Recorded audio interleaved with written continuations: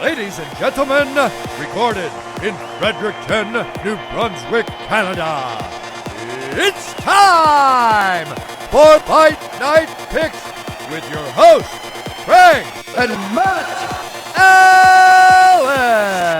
And a big time card coming up this weekend. We have UFC Columbus coming up from, you guessed it, Columbus, Ohio. And it's not that often that major MMA heads to Ohio, but that's what you're getting. You had a fight night last weekend over in London, one of the best fight night cards in recent memory, and a lot of top prospects popping off. But if you look at it coming up this weekend, 13 ranked fighters as of now, 9 of them in the top 10 in their respective divisions. It should be an absolute banger. And as always, one half of your host to do, Craig Allen. You can find me on Twitter and Instagram at Craig Allen FNP. With me to my left, to your right, as always, Matt Allen. You can find him on the respective socials at Matt Allen FNP. And Matt, I know this is headlined by another big heavyweight fight, but we have a little bit of a logjam en route to our interim heavyweight championship bout. Will Stipe Miocic continue to be a full-time fireman? He is, of course, from Ohio. Will he be in attendance? John Jones lurking about, I guess, but there's always rumors that he's in that conversation. But last weekend, Tom Aspinall with a huge first-round finish win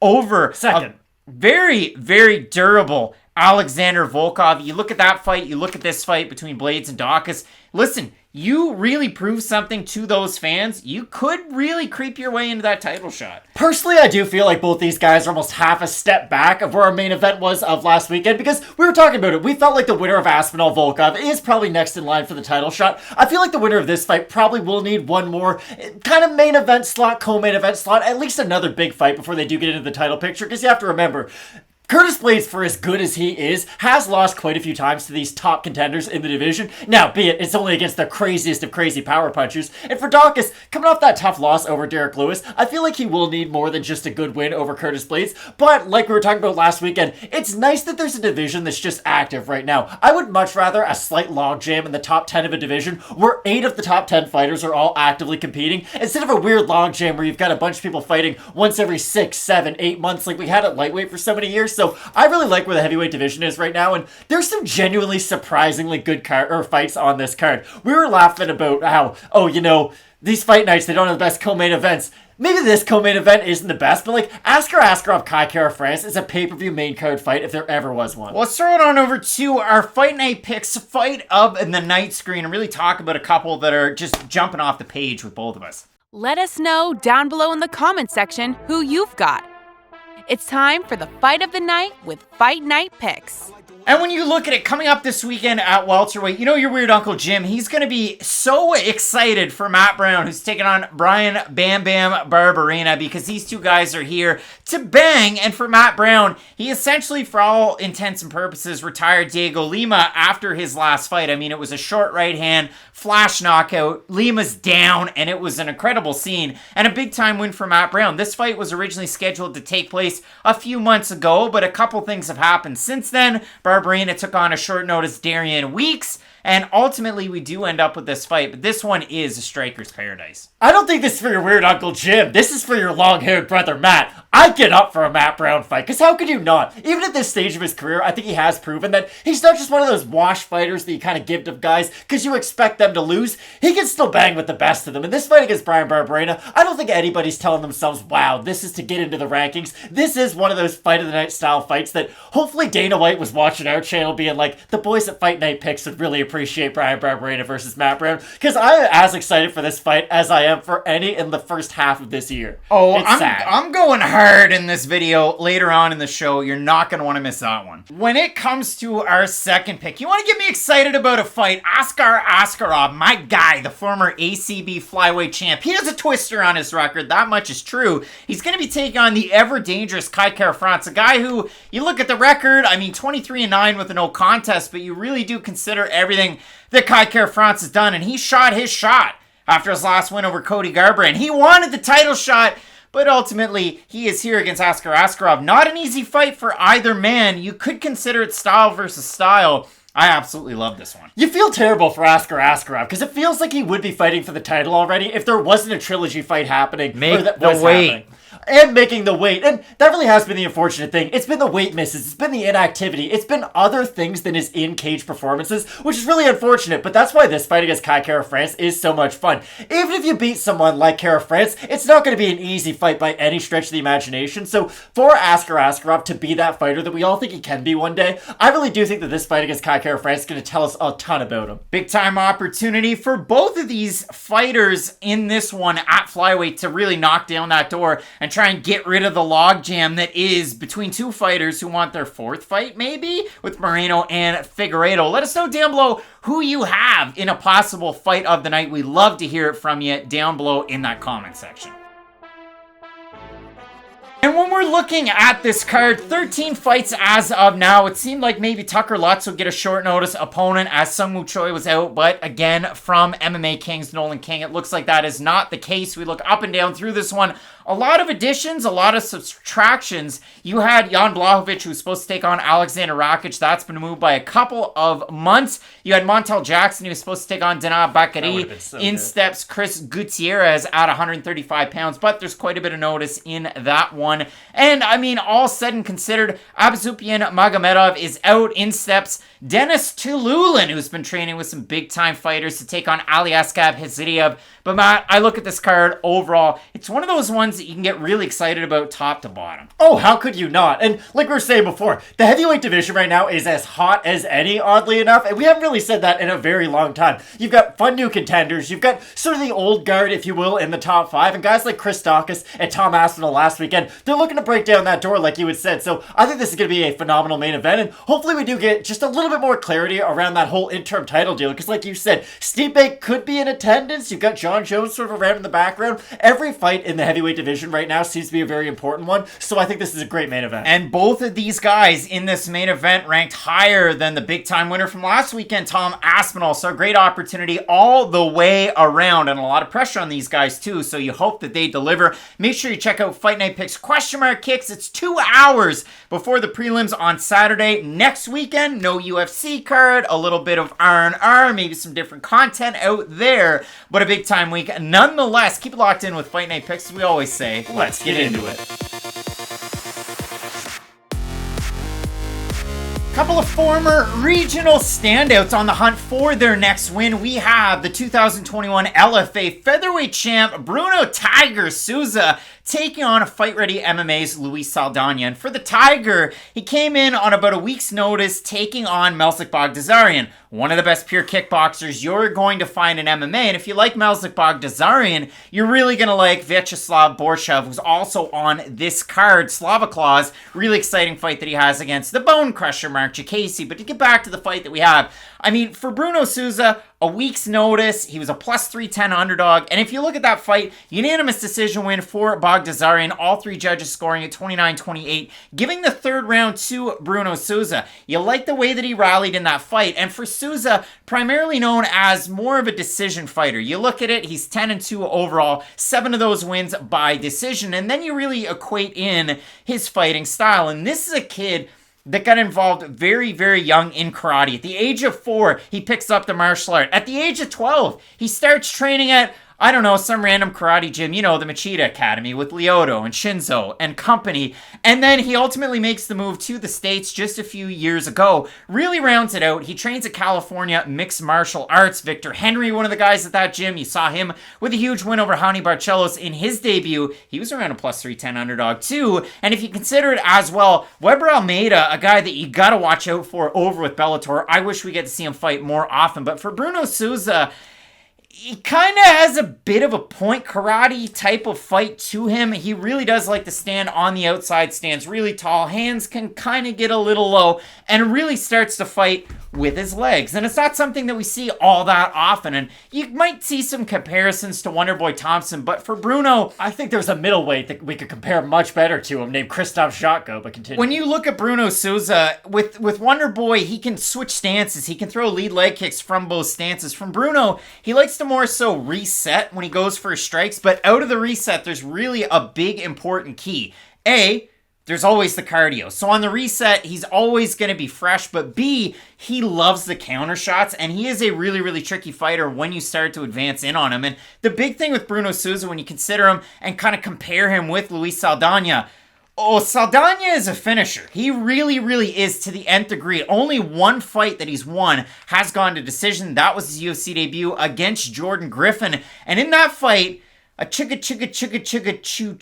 He started to lose steam as that one went on. And then he takes on Austin Lingo's last time out, loses a decision.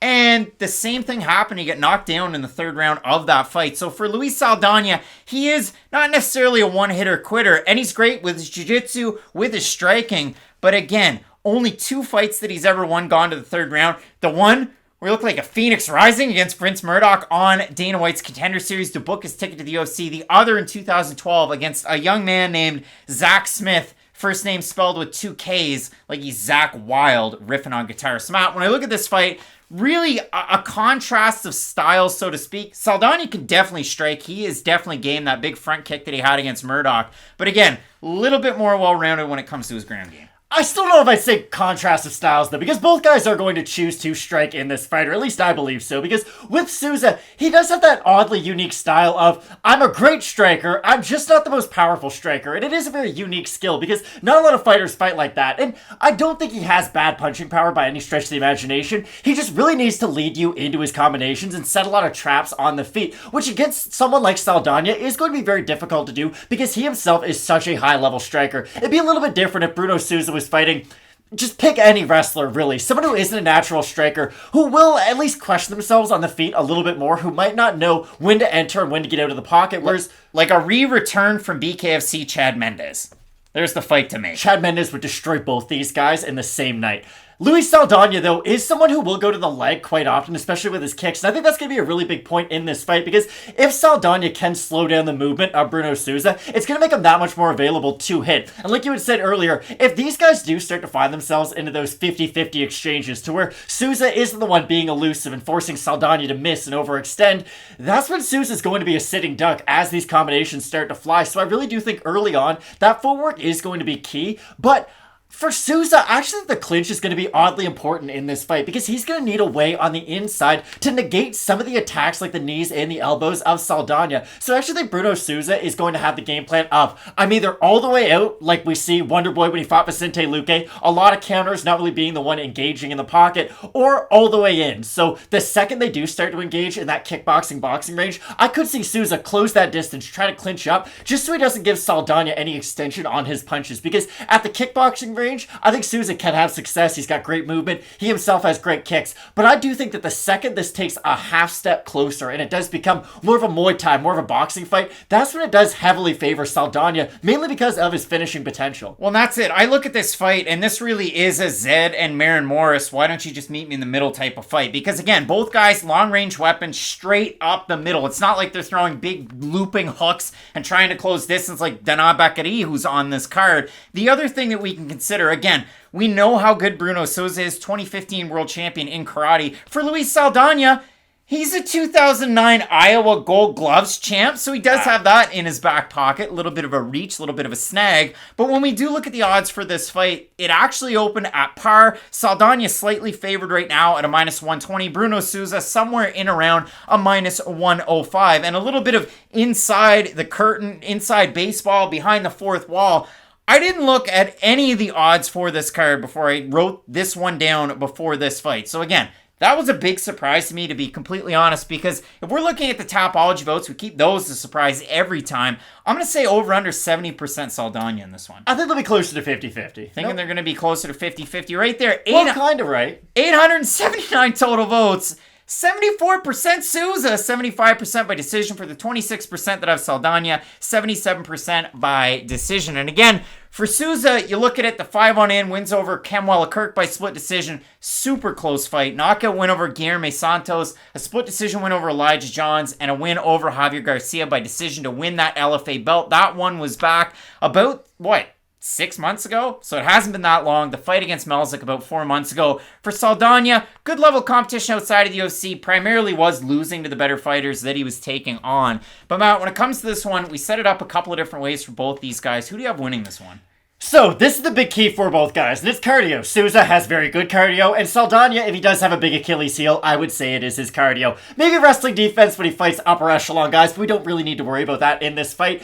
This is the problem. If you're fighting someone who has poor cardio, you should be the one pressuring them, because when I'm pressuring you, it's going to force you to be active too. And when you're active, and if you have a bad gas tank, it's going to force you to burn that gas very fast. Souza's not really an aggressive fighter though, so I think he's going to let Saldaña fight at a pace that's comfortable to Saldaña. So unless Luis is just finding himself missing a lot in the middle of the cage, I think he's going to be able to fight at his own pace, which hopefully won't tire him out. And if he is able to just keep a more sustained pace throughout 15 minutes, I think this is a great fight for him to win, because again, it's only going to be contested on the feet, or primarily will be, and if anyone takes it to the ground, it's probably going to be Saldaña actually. So I do think with him being the more well-rounded guy and the more powerful guy, and hopefully, or I think he will be allowed to fight at his own pace, I like Saldaña in this matchup. Well, the craziest part about this one, for Saldaña, he is 1-2 in the UFC, has that wild win on Contender Series. The one win that he has over Jordan Griffin, you go back and watch it and you go, Luis Saldaña won that fight? Like, are you actually kidding me? MMA decisions, 2 had it 29-28 Saldaña, 16 had it 29-28 Griffin, and the UFC went, see you later, Jordan Griffin. Don't care how close that fight was, but really it was. He had lost like 4 in a row. Round 1 and round 3, Griffin was able to win. Round 2 was Saldaña. So again, I do expect a forward pressure out of Saldaña. I do expect him to mix it up in this fight. I do have Luis Saldaña to get the win. But again, very, very close one. So let us know down below in the comments section who you have in this battle at 145 pounds. Both of us going with Phoenix's own Luis Saldaña, or at least the adopted son of Phoenix Saldaña, to get the win, and a big time card coming up, headlined by Curtis Blaydes, taking on Chris Daukaus. You're not going to want to miss it. Keep it locked in with Fight Night Picks. We always say, let's get into it. Big time UFC debut between a couple of guys whose combined age is 64. You know I love that. Coming up at middleweight, it's fire with fire. We have the Black Wolf, Aliaskhab Khizriev, taking on Denis Tiuliulin.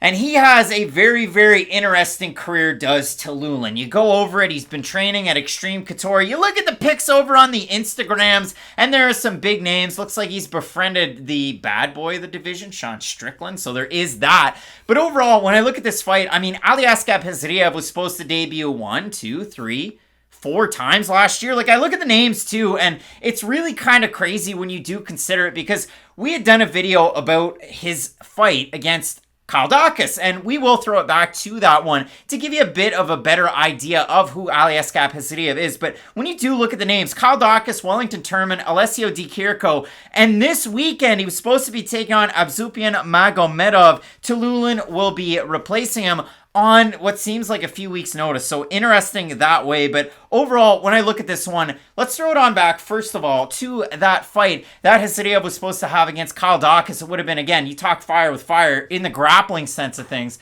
Then we'll update it with this fight that we have coming up this weekend. Aliaskhab Khizriev, a guy that's been on a lot of people's radars for really the longest time. I mean, he beat Paul Harris, you know, who's smart Paul Harris, back in 2018. You want to see a good fight. You want to see a guy get killed. Husamar Palhares goes over there to Russia, thinks, hey, I'm juicy AF. I'm going to beat this guy. Gets hit clean, gets dropped. Now, did he pull guard? Maybe he did, but he got finished. And listen, could Aliaskhab Khizriev go out there and have a career like Emil Mech? Maybe he does. However, when I watch this guy fight, it gets me up in the morning, if I'm telling you, and if I'm being totally honest. Like, this is the type of Sunday morning stuff that I get up about. And for Aliaskhab Khizriev, you look at it. He'll throw a high kick with his lead leg. He'll throw a high kick with his back leg. Really long rangey southpaw. He throws kicks to the body. He works very fast. There's so many fights that you can go back and watch. The Mate Truhan fight is the one that I like for Fight Night's Global 62, where he throws a kick. You see Truhan just kind of drop his hand down, and then Khizriev goes, I don't care about your hand that's down. I'm going to throw a punch there, drops him, and then soccer kicks him for good effect. After that, beats Yasube Inamoto by decision. I like that, the 3-round experience. Beats Usmar Palhares, then takes over 2 years off. He takes 2.5 years off. He fights Enrique Shigemoto over on Contender Series, and it's just more of the same. The guy just goes absolutely total explosiveness. It worries me against a lot of fighters. It worries me in this fight against Karol Daukaus. But the guy is super explosive, super athletic. I do think Khizriev is the faster of the two, and if he is very dedicated to his kicking game and staying on the outside, you mentioned the body kicks, if he's just dedicated to the leg kick from the outside, take away some of that range and some of the footwork of Daukaus and force him to become a striker, because we all know how good the grappling of Karol Daukaus is. It's not like he's a poor striker by any means, but if this fight is completely contested on the feet, I like Khizriev quite a bit. Khizriev, wow. Again, you want to go back and have a fun trip through the highlight reels. Not highlight reels. You watch the full fights, but they're only, 2.5 minutes, 30 seconds. It pretty much is a highlight reel. It's a lot of fun. 5 wins by knockout, 3 by submission, 5 by decision for Khizriev. So with Khizriev, he's probably one of the more fun fighters that I've seen kind of making that debut into the UFC. Obviously, we talked about Rinat Fardinov, who's supposed to make his UFC debut, and these guys train together at American Top Team, so that's really interesting. But when it comes to Tiuliulin, when I did my research, you watch him fight and you go from, him fighting guys that are debuting to him fighting guys that actually have a record. And he fights the same damn way. And I'll let you take over. I'm really glad that you said that, because I know later on, and anybody who watches this channel knows, I love Matt the Immortal Brown. I do. Matt Brown at this stage of his career is a 50-50 fighter, to where if he lands that big shot, he's going to win, because he still hits really hard. But when you're known for getting into crazy fights, and now you're 40, your level of durability is going to get chipped away at over time. So now, if you land on Brown, he will also go down. You get the idea. He lands first, he wins. He gets hit first, he loses. Tiuliulin, I think, is going to fall into that category, and it's concerning because he's making his UFC debut right now. He's going to fall into that 50-50 category, because he is an absurdly aggressive striker, to the point where every time he does go in and throw his flurries, I know you're going to get to more of that in a little bit, he does leave himself very open. Now, do you like the aggression? Is the punching power good? Yes, but here's my issue with his overall striking game. There's not a lot of variety to it. With someone like Zabit Magomedsharipov, we talk about how, he probably does a little bit too much, right? He could slow it down a little bit, maybe do some more traditional combos, and his cardio would look better later on in fights. Tiuliulin goes out there, throws combos, a lot of 1-2s, but he either spams a ton of hooks or throws a bunch of 1-2s up the middle. He's not somebody who will switch his combinations, kind of mid-combinations, switch his footwork, and I know these are things that we normally talk about when we talk about people up in the rankings, but still, you're making your UFC debut against Khizriev, who we talked about before is somebody who we could honestly see beating Karol Daukaus in his UFC debut. That's how good of a fighter this is, and I'm really glad that you brought up the 3 opponents that he was matched up with going into this one, because those were 3 pretty good fighters. I would say Alessio Di Chirico, although he's not the best guy in the world, is still sort of an above average UFC debut level guy. And same thing with Daukaus. So that really tells you how much stock the matchmakers put into Khizriev as a prospect, because he can grapple, he can strike. Is he a little undersized for the division? Yes, and that does worry me when he does start to fight, more experienced guys, or at least bigger guys in the division. But for right now against Tiuliulin on short notice, this is a very, very good fight for Khizriev. So I look at this one, and alright, for Denis Tiuliulin, he hasn't been knocked out since 2013. So that's pretty cool. You do like to see that.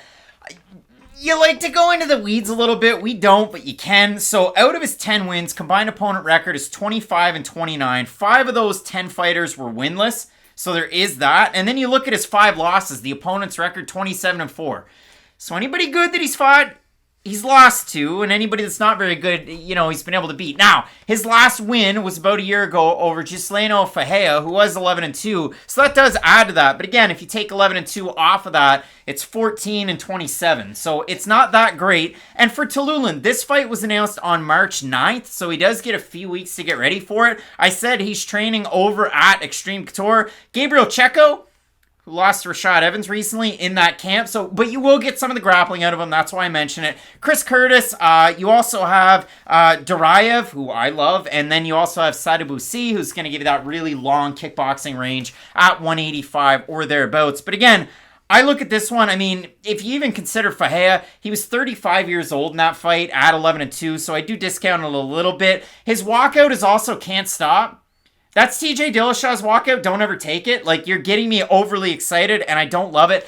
The other thing, and I look at Denis Tiuliulin, it's almost like watching a kid playing Rock'em Sock'em Robots and just mashing on it, or you've got some baseball fan from Southie at a Red Sox game, come on, pitcher, hey, batter, strike him the f*** out, just yelling in his ear, because for Tiuliulin, he'll go 1-2, 1-2, 1-2, back out, and then throw, one leg kick. And then wait there, and then throw a hook, and then 1-2, 1-2. it really is a game plan that I see him struggling with against not even ranked fighters in the UFC. He's 10-5 and he's 34, making his UFC debut on short notice. 2 months away from 34. Against somebody who we genuinely believe is like an exciting prospect of this division. Now, again, I keep on going back to Khizriev's ceiling more than anything with this fight because I do expect him to win this matchup, if I'm being completely honest. I think he's the more well-rounded fighter. I think he's the more dynamic fighter on the feet, especially. And if he is able to take it to the mat, which I do think he will at some point, he has shown a very high level of activity, even on the ground. He's not someone who's just going to stall out. He will pass your guard. He will try to go for a lot of submissions too. I just want to know how much his size is going to affect him. And the thing about Tiuliulin is that he's not a small guy by any means. So if he can wear on Aliaskhab, especially early on, let's say he can clinch up early. Maybe not make this fight, a fight of the night contender, but just wear on him. Use your physicality. I think it'll be interesting to see how that does play out as this fight goes on. But if we're just breaking down who's the more skilled fighter, I don't think anybody would say Tiuliulin's the more skilled fighter than Khizriev, and that's why I've got to pick Aliaskhab. You look at the odds in this one. Khizriev open a minus 300 favorite. He's a minus 433 or thereabouts on best fight odds. For Tiuliulin, open a plus 240. He's now a plus 330 or thereabouts. And for his name, I watched M1, I watched Brave. Everybody said Tiuliulin. It looks very, very daunting for an English speaker, but listen, that's what they said on those broadcasts. That's what I've gone with. And if we look at the Tapology votes, I don't anticipate they're going to be close at all, Matt. Let me set them. I'm going to say 83% Khizriev. Over. I was going to say 90. Yeah, wow, look at that. Okay. Not close. 847 total votes, 96% Khizriev. 57% by submission, 20% by knockout. For the 4% that have Tiuliulin, 52% by knockout. I think that's the only way he's going to win. Like, again, he is the taller fighter. Reach is somewhat close. Khizriev's one of those guys, it's like Alexander Romanov with, the sumo and the sambo, and then you pair that with the striking of, a Wildcat. If a Wildcat, I know it's a high school mascot nickname in every town over, but when I look at the way that Khizriev strikes, it's wild, it's unorthodox, it's kind of crazy. It leaves him susceptible to where he could get hit by Tiuliulin, who has good power. I should say that too. He does actually have very good power, but he's way too wild. And the other thing is, he's a kickboxer who holds his hands way up here. And when you're a kickboxer to hold your hands way up here, you either get taken down, or if you decide I'm going to hold them down and I'm going to try and defend the takedowns, you're leaving yourself to getting hit. So I don't like Tiuliulin in this fight at all. I'm never very strong this way or the other way about some of these fights, but I have the Black Wolf here big time. Yeah, no, he's by far the more skilled fighter. Again, size in the future, I do think is going to be an issue for him, because Liam's the type of guy who could probably win 6 fights in a row, look really good, then get knocked out by Uriah Hall in the 3rd round of a fight. That's the type of career he could have. Uriah Hall could do that to anybody, to be fair, but I do think he'll be able to win this one. If Tiuliulin wins, I'll do a hot sauce shoey out of one of the Air Jordans behind me. It is a fight that's going to happen this weekend. I'm going to watch it, though, with Pop and Popcorn. Khizriev, big-time favorite in this matchup. Let us know who you have it down below in the comments section. Maybe you're a buddy of Denis Tiuliulin. We've offended you. We have a big-time card coming up. You have Curtis Blaydes taking on Chris Daukaus in the main event. So keep it locked in with Fight Night Picks. We always say, let's get into it. Possible fight of the night contender coming up this weekend. We have top 10 ranked flyweights battling it out. It's the Undertaker, David Dvorak, representing Czech Republic, taking on Brazil's Matheus Nicolau. And for Nicolau, he's one of those guys that you went, if we're doing the flyweight purge, are we really getting rid of Nicolau? Is he really the guy that we want to get rid of? And for him, he was able to get some wins outside of the promotion. He comes back into the UFC. He beats the former Rising champ in Manon, albeit by split decision. It was a close fight. We can get into it later. But his last time out, he had another close enough fight against Tim Elliott. It was a lot of fun. There was a lot of fun in it. He's taking on David Dvorak that is undefeated in his last number of fights, and it's a tidy little win streak that he brings into this one, especially when you consider the guys that he's beaten in the UFC. And I know his last time out, it was only Juan Camilo Ronderos on incredibly short notice, but a win over Bruno Silva, a win over Jordan Espinoza, and then the finish over Ronderos where he kind of had his way in it. I would hope so, though. He was just, swinging his right hand out there, and Ronderos kind of, missed a step. Dvorak just big brothered him, took his back, and just choked him out. And Ronderos wasn't even fighting the arm. He was just kind of, hanging out. Looked like he was all good. And then the submission was good. But really, when we look at David Dvorak and we consider his really his performances that he had outside of the UFC with Octagon, with the other promotions, and we consider the guy inside of the UFC, no major changes, still the same guy, still going to implement his grappling, still going to implement a really fan-friendly type of striking style, doesn't take a ton of damage, and the big thing that we saw out of Dvorak, especially in the Jordan Espinosa fight,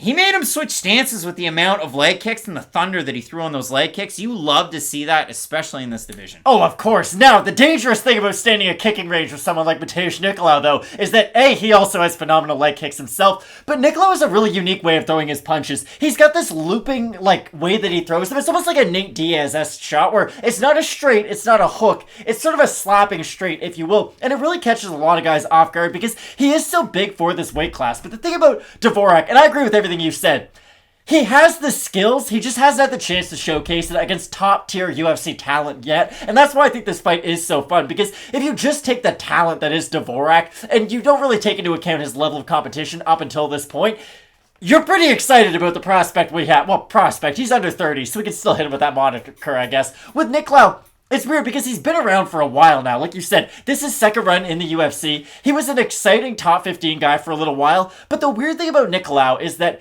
he has good but not great cardio. He has good but not great punching power. It just feels like he lacks an X factor. And yes, I would say he has above average punching power for this weight class, without a doubt, but it's not so high to the level of like a Devison Figueiredo or a Pantoja, to where every time they land on your opponent, you genuinely think they could put him out. With Nicolau, he does rely a little bit more on his combinations, and that'll be very interesting to see in this fight, because with Dvorak, he loves to pressure guys backwards. He really does like to keep his hands high for someone who wrestles a lot, which is interesting because, like you had said earlier with the kickboxer leaving their hands high. Denis Tiuliulin. Thank you. With Denis Tiuliulin, Dvorak will keep his hands high, but it's in a very intelligent manner. He's someone who's very quick with his own takedown entries, so he can shoot in very fast, so it's not really a detriment to him at all or a weakness. I should look at that as a big strength for David Dvorak, but again, I worry about him at the long range in this fight, because for as good as he is, and he's got great ground and pound, we haven't even talked, his elbows on the ground are disgusting. He's got them from half guard, full guard, he's really, really good, especially with his ground and pound.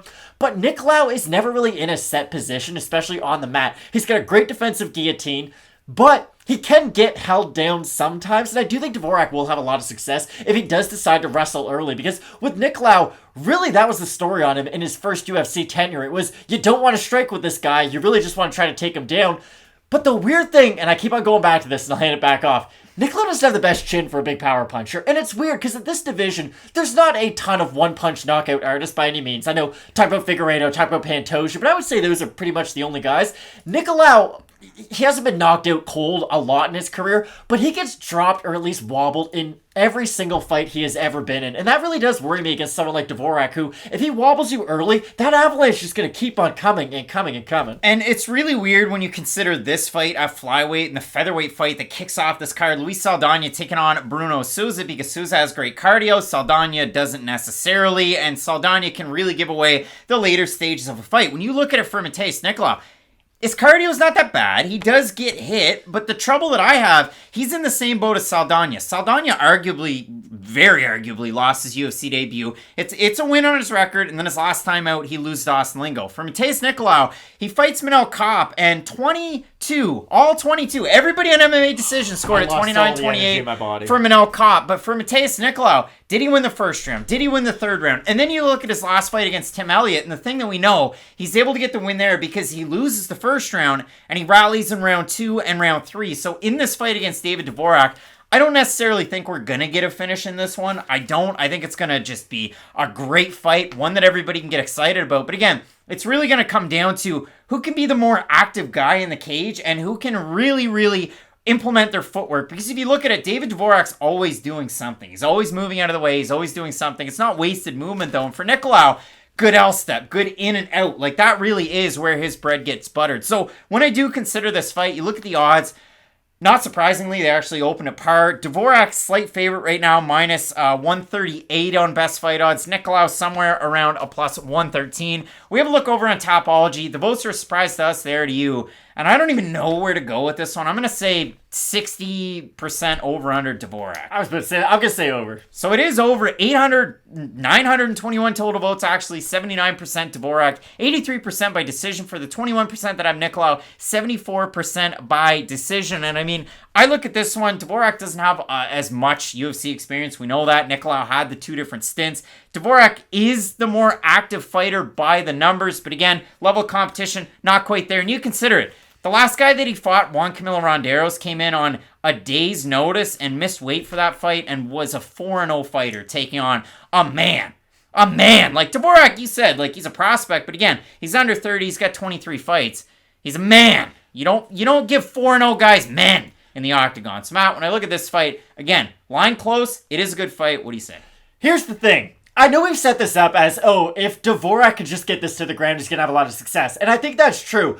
I genuinely think he's going to eat a lot of damage, though, before he gets it to the ground. Because that's the kind of striker Nicolau is. And maybe we haven't set it up all that well for Nicolau, because he can. When he puts his combinations together, it's a really, really hard just flurry to stop. And for Dvorak, he's going to need his wrestling to stop the forward momentum of Nicolau. So I think if he does get the takedown, he'll have a ton of success. But if Nicolau could just defend the first 2 or 3 and force Dvorak to be a striker, I do think Nicolau could find himself winning this fight, although the official prediction will be David Dvorak. I do think he will be able to get it down to the mat, and if he can just grapple with Nicolau a lot early on, really wear on him, I think the gas tank of Nicolau is a big enough issue for him to where if the fight's close early on, Dvorak can start to separate himself as it goes on. And Nicolau, for what it is worth in that UFC tenure, 92% takedown defense. Elliott was able to get one his last fight out. Nicolau was able to get one. He is really long, and he has great defensive hips. He has really, really good clinch control, and so does Dvorak. When I look at this one, Nicolau, is he the harder puncher? More than likely so. Again, not a lot of knockout wins in the UFC, a lot more outside of it. But again, Douglas Silva de Andrade in that category. Nicolau bangs, though. You get up for his fights, just like you do for Nicolau's.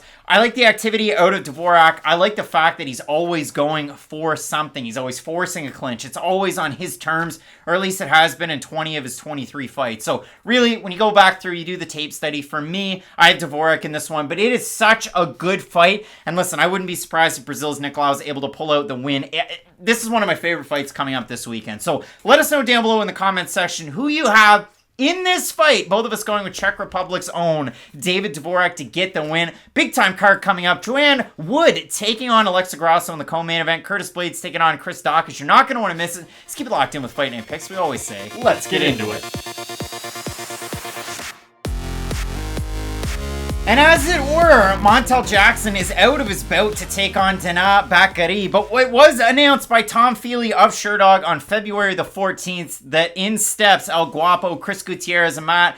Really, when you look at this, I mean, nuts and bolts, this is a fun fight. I would have been down for Montel Jackson. Of course. You talk about a fighter that bangs. I mean, Montel Jackson can get it done on the feet for sure, but he's got great jiu-jitsu as well. And when you look at Chris Gutierrez, this is the way that I look at it. I mean, is he the candidate for Sean O'Malley's uncrowned king of the unranked at this point? I mean, you look at it, like in the UFC, he loses to Raoni Barcelos in his debut, and since then he hasn't lost a damn fight. Like, yeah, he lost a first round 10-8 to Cody Durden in a short notice debut, but since the Barcelos fight, win over McDonald, win over De Freitas, win over Vince Morales, win over Andre Ewell, win over Felipe Colares. And again, for Gutierrez, the only thing that's really kind of bugged me is we don't get to see him fight more often. And it is unfortunate, but this is a great short notice matchup for Danaa. Like, normally you get this fighter coming in, you don't really know that much. No, we're getting Chris Gutierrez, who is a really good striker, and that's the thing. This could have been on the Fight of the Night screen, if we're being honest, just because stylistically, these guys' styles do play into each other. With Danaa Batgerel, where do we start with his striking? He has absurd power for his frame, and he still knows a really unique style of striking too. I wouldn't say they're a pure boxer, I wouldn't say they're a pure kickboxer. He uses elbows on the inside, but he's very boxing heavy, don't get me wrong. He's not necessarily like a Cub Swanson or a Dominic Cruz to where you'd say, wow, if I saw a silhouette of them, I'd know exactly who it is. But he does have quite a few skills that set him apart. And this recent run that he's been on, where he's really been able to uptick his aggression, has just paid off in droves. And it'll be really interesting to see how he fights Chris Gutierrez, because both guys have a lot of success from the exact same range, and that is their boxing range. But the difference is that Gutierrez is going to use his low kicks and use his body kicks to then set up his boxing, so he can have more success with his hands. I always go back to the Andre Ewell fight, because that's pretty much the perfect fight to show a kicker how to just beat a boxer who moves really well on their feet, because Is Andre Ewell the best fighter in the UFC? No, but again... No longer, no. He's a unique fighter who had a very, like I said, unique style to him. He was a boxer, had a long range. Gutierrez early on struggled punching him. He couldn't really get in range. And then decided to just start chopping those legs down. And he went to the legs. He went to the body. He even went to the head with those kicks. And as those kicks started to pile up, you could tell the movement of Andre Ewell went from like Sean O'Malley levels in the first round to like... I don't know, Danaa 5,000 levels in the third round. It was a big drop-off, and it was 100% attributed to those leg kicks. But that's what I worry about with Chris Gutierrez. It's sort of what I go back to when I said Chael Sonnen, when he knew he had to fight Michael Bisping, he thought, okay, I just have to eliminate the jab, because that's how he sets everything else up. So I don't need to worry about all of his crazy combinations if I can just deal with the jab. Do you think when fighters fight Chris Gutierrez, that's all they're really telling themselves? They go, okay, if defensively I can watch it for the leg kicks, yes, he's a talented fighter, yes, he has more skills, but that's such a big part of his game that if you can eliminate that one area, it does make the fight against Gutierrez quite a bit easier. Well, that's it. I mean, you look at it, the Vince Morales one. How often do we see a TKO due to leg kicks? And then he goes out and fights Cody Durden. Now, that was on super short notice. Durden wrestles. And then Gutierrez rallies, wins the second and the third. Against Andre Ewell, it was the leg kicks that made the big difference. Against Felipe Colares, he outstruck him. He got out-wrestled a little bit. But again, split decision on his record. Say what you will about the fight. I thought Gutierrez went and won that one on the rewatch. But when I look at this one, Danaa Batgerel, you talk about it, elbows on the inside. Danaa constantly pressures, and when you become a reactive fighter against him, like a Natividad, or pick anybody else, I mean, really, even in the Brandon Davis fight, Danaa didn't give him an inch, and he just goes out there and throws odd punches, like really odd punches. And we talked about it odd angles earlier on in the night, but when you look at it from Danaa, again, left hook, he has 2 left hook knockout wins back-to-back. They're really disgusting. Quick. Guido Canetti, who looked great against Chris Mutino here recently, but also the win over Natividad. When you watch him fight against Brandon Davis, Davis is one of those guys. It's volume, it's cardio, it's pace. And when Danaa fights him, he doesn't give him a second. He just pours the pressure on him early on, and he's going like right hook to close the distance, overhand right. He's throwing a quick left hook. Like, there are so many things to like about him in his striking, and he's not the most susceptible to the kicks, but again, you say that, and then you fight a guy like Chris Gutierrez, it really does switch things up. I do think, though, just the result of his range being in that boxing distance is going to eliminate some of those kicks of Gutierrez. Now, when they are in the open space, and when Batgerel is trying to figure out, okay, how do I enter on, the different strikes of Gutierrez, it's going to be tough, and those leg kicks are going to accumulate early. But to me, it becomes, when does Batgerel decide, I'm just going to stay in the pocket? Because if you're in the pocket, leg kicks are really hard to throw when you're chest-to-chest with a person, unless your name's Justin Gaethje. He's pretty much the only guy in the UFC who throws those weird, kind of top-down leg kicks from the clinch. He's very unique in that capacity. Gutierrez has good leg kicks, but again, they're more from that traditional sense. He likes the calf kick, he likes the thigh kick from the kickboxing range. I think with Danaa constantly being on the inside, though, throwing that left hook to the body, throwing that overhand right, it's not going to give Gutierrez time to set up with his strikes. Now, if this fight goes late, I actually do think Gutierrez has a better cardio out of these two guys, just because I've seen him later on in fights a lot more. I know it's a position he's a lot more comfortable in, so I'm a lot more comfortable telling you that I think Gutierrez has the better cardio out of these two. But I don't know if he's going to be able to make it to the third round, because he is a hittable fighter. He is someone who will kind of throw his hands down when he throws his leg kick, and that's going to be a big problem when you're fighting someone like Danaa Batgerel. When I look at this one, short notice nature, throw it out the window. It's not that short notice. It's a month and a half, so you almost have the full 6 weeks, really. Well, you do have the full 6 weeks, so it's not that short notice. And when you look at the odds for this one, Gutierrez opened a plus 130, still roughly there. For Batgerel, Danaa, he opened a minus 150. He's still roughly there. So we have a look at the Tapology votes. Surprised to us, they are to you. And right there, 914 total votes, 61% for Batgerel, Danaa, 65% by knockout for the 39% that have Gutierrez, 80% by decision. And when we look at it for Batgerel, I mean, he does have a fight of the night against Alatang Lee. It was, a great fight. It really was. Both guys wearing it by the end of that fight. When I look at this one, though, again, for Batgerel, Danaa, training out of Jackson Wing, 3-1 in the UFC, and ultimately, yeah, he swings souvenir mini bats all the time from all totally different angles. He can windmill them. He can really have some fun. For Gutierrez, yeah, throws a ton of kicks, and we've really kind of been feeding a fed horse with that one. Way more experience with Chris Gutierrez, pro and amateur. 10-2 as an amateur, 17-3-1 as a pro. Outside of the UFC, fights with Timur Valiev, 1 a win, 1 a loss. Aaron Phillips, Ray Rodriguez, Jimmy Flick. And I think the team at Factory X is going to have a great game plan in there for Gutierrez to get the win in this one, to go into the later rounds, to wrestle. Now, could I see him having one of those Alexander Hernandez-esque fights in this one where he gets a little tired, he gets a little sloppy, he gets knocked out by Batgerel? 100% I could. But in this one, I like Gutierrez, especially as an underdog in the spot. Gutierrez just drops his hands when he throws kicks, though, and with someone like Danaa, who is really good at countering, and his timing is so good, and he has genuine one-punch knockout power, I don't think that's a skill you want to have, especially if you're going to be throwing those kicks in close, and that's why I think Danaa is going to be able to counter over the top and land a big hook, so that's why I've got Batgerel. Both of us in disagreement on this one, but we gotta admit, I mean, it's either Batgerel's going to go out there and knock his blocks off, or Gutierrez just lasts and lasts and lasts like the cat that came back the very next day. It should be a great fight coming up this weekend. I can't wait for this one. Like we said, it could be a possible fight of the night as well. Big time main event coming up. Daukaus taking on the man himself, Curtis Blaydes. Keep it locked in with Fight Night Picks. We always say, let's get into it. Coming up this weekend, we have a big-time bantamweight clash, and one of these women, a 2004 silver medalist in freestyle wrestling, the other sent former title challenger Betch Kohea into retirement. It is Karol Rosa taking on Sara McMann. What's a bigger accomplishment, do you think? Betch had a lot of promo for that fight, and I don't know why they made it, because it was very, very silly. And for Karol Rosa, you look at it, undefeated in the UFC, split decision, all volume fight against Lara Procopio, able to defend the takedown. She beats Vanessa Mello, somebody who fought and didn't know she was pregnant at one point in her lifetime. Gets a win over Jocelyn Edwards, implements the wrestling, but also gets taken down. The only person to take her down, and she has over 90% takedown defense in her 4 UFC fights. And then the win over Betch Kohea, that wasn't very close. Now, for Sara McMann, former title challenger, we know this, you know this, 5-6 in the UFC, and it's been a rocky road. I mean, 1-3 in her last 4. I go back to her fight against Gina Mazzani, a big win. How could I forget? Exactly, and we can delve into that one. Mazzani missed weight and accepted it on a week's notice, so let's admit that too, but... That much is true, but I mean, for McMann, she gets a win in her UFC debut, she challenges Ronda Rousey. When it comes to this fight, Matt, we look at Sara McMann, and again, last time out gets submitted by your champion? Juliana Pena in the 3rd round. A win over Lena Landsberg, the elbow queen. A loss to Marion Renault. A loss to Ketlin Vieira. And a fight against Gina Mazzani.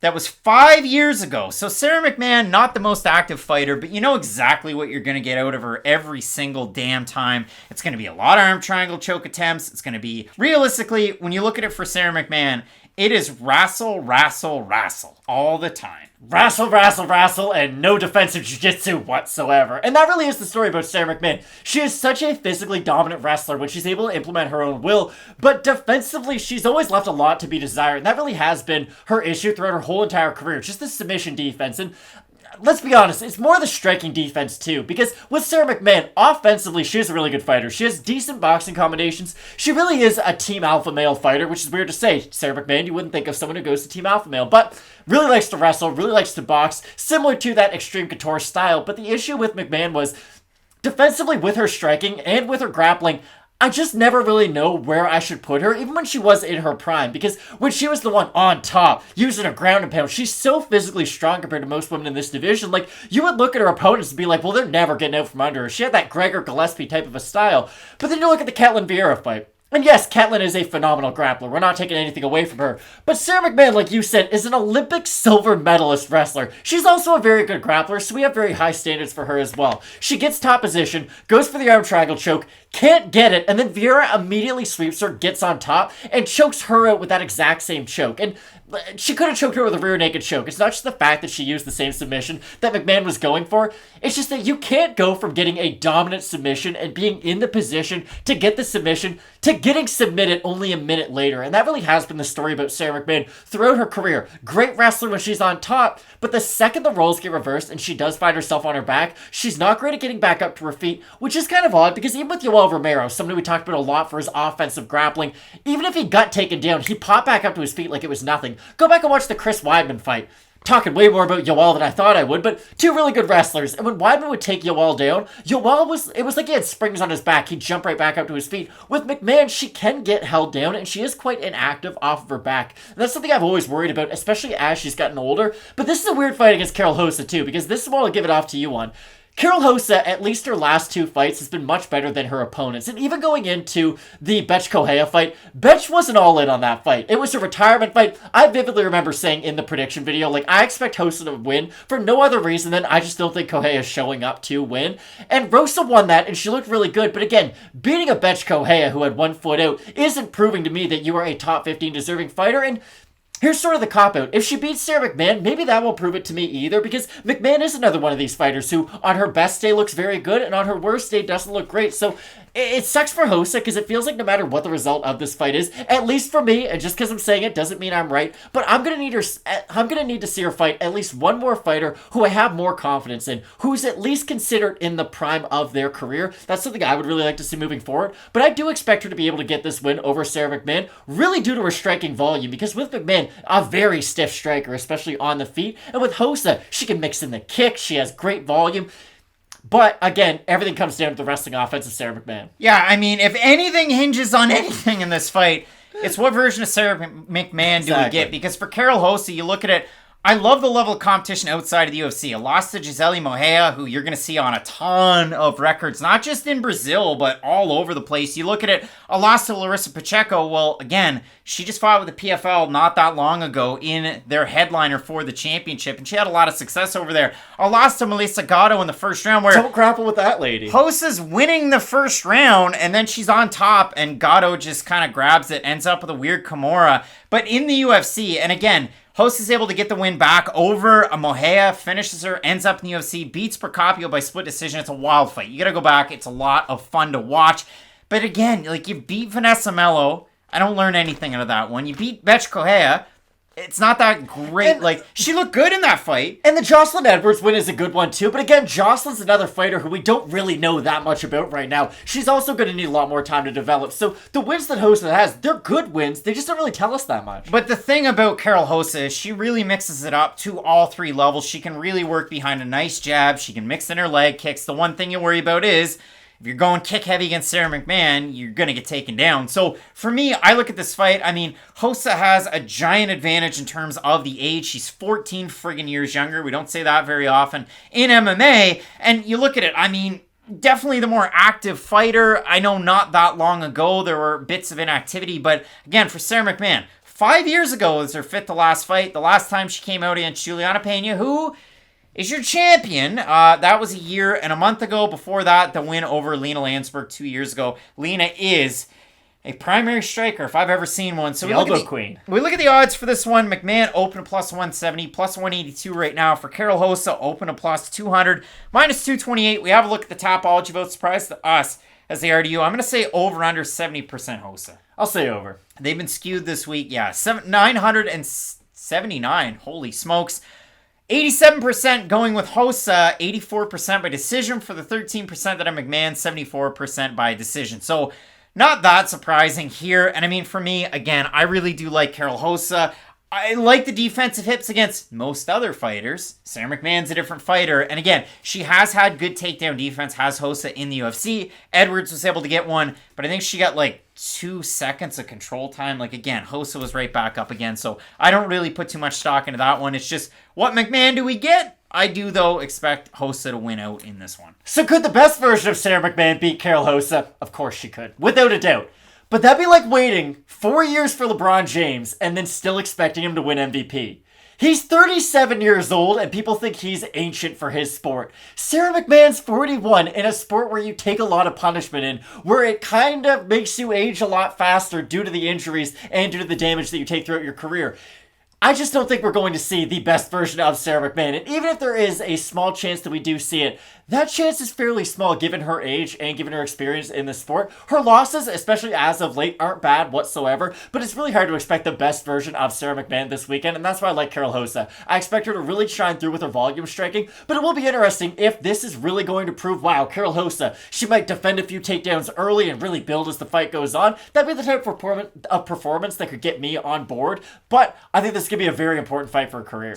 Speaking about on board, this could be the springboard to get Karol Rosa into the lexicon of Joe Rogan to say, wow, that girl, she's nasty. But a big time opportunity for both these women in the bantamweight division. Will it be a career resurgence for Sara McMann, 2004 Olympic silver medalist. She starts training in Connecticut with Glover. Teach me your ways. And a big-time opportunity for Karol Rosa as well. Both of us going with the Brazilian in this matchup. Let us know down below in the comment section who you have. Big-time fights, especially in the women's flyweight division. You've got Jennifer Maia taking on Manon Fiorot. You also have in the co-main event Joanne Wood taking on Alexa Grasso. Keep it locked in with Fight Night Picks. We always say, let's get into it.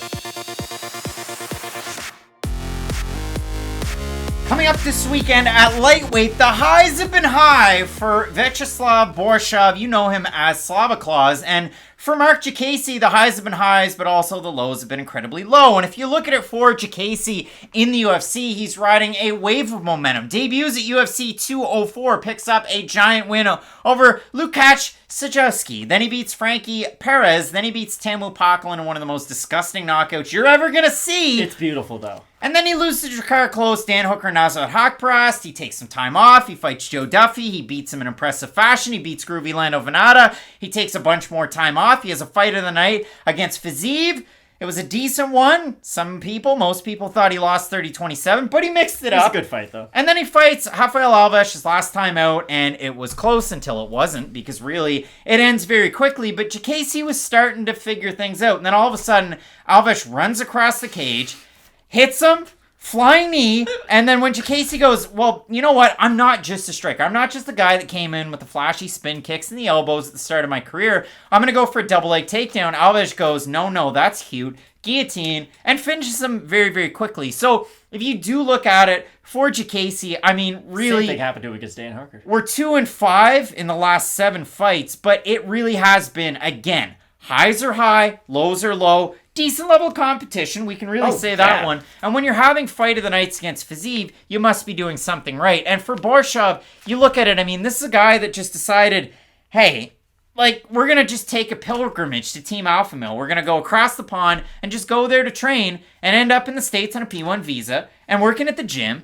and just hanging out with the guys and really having a good time. And for Borshchev, it really has worked out. I mean, the guy, again, you compare records, one's way better than the other. One's more experienced than the other. But if you look at it for Borshchev, I mean, 2-0 in boxing in 2019. He has 18 wins in kickboxing at a 20 pro fights there. He is, and I want to make sure that I get this one right, a former K1 champ in 2010 and 2011. His kickboxing is so much damn fun to watch. Now, will he get caught sometimes and drop? Yeah, maybe. But against Kenley St. Louis, he comes back and he wins that fight. Does he get taken down in some of his fights? Yeah, he does. But mostly, he gets back up. I mean, he's 6-1 at this point.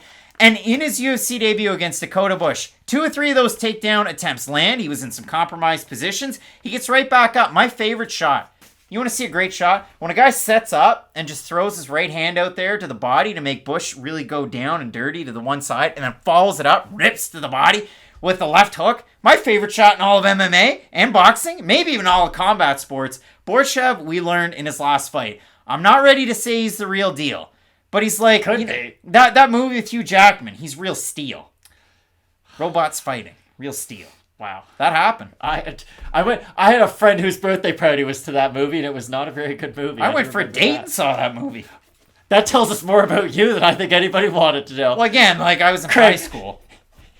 You want to watch some robot boxing, babe? Ugh, no. Okay, for Slava Claus, he is an eye-catching talent, and both guys are. That's the weird thing I want to say about this fight. If you knew nothing about either guy coming into this fight, and you just showed, like, a new MMA fan, Slava Claus versus Marc Diakiese, it's probably going to be a sick fight. Like, I don't think this is going to be a boring fight by any stretch of the imagination, because Diakiese can grapple, but here's the problem. He leaves his neck out way too much every time he goes for takedowns, to where if you have any level of offensive submissions with your, I should say, any level of defensive submissions, because a lot of times it is them defending his takedown with the submissions, he gets submitted that way. He doesn't have great submission defense. That is something that worries me against the upper echelon grapplers. Now, of course, Slava Claus isn't this good at striking because he's also this good at grappling. There is a give and take to MMA, and it's very hard to specialize in everything. But this is going to be a weird fight, because I don't think Diakiese's going to go for a takedown, but I actually think mentally that's going to help him unlock a lot of his own striking, because with Diakiese, he is so good on the outside, and he's a lot faster too. I do think that's going to be a big key to this fight. Does Slava Claus hit harder than Marc Diakiese? Without a doubt. Probably hits twice as hard as he does,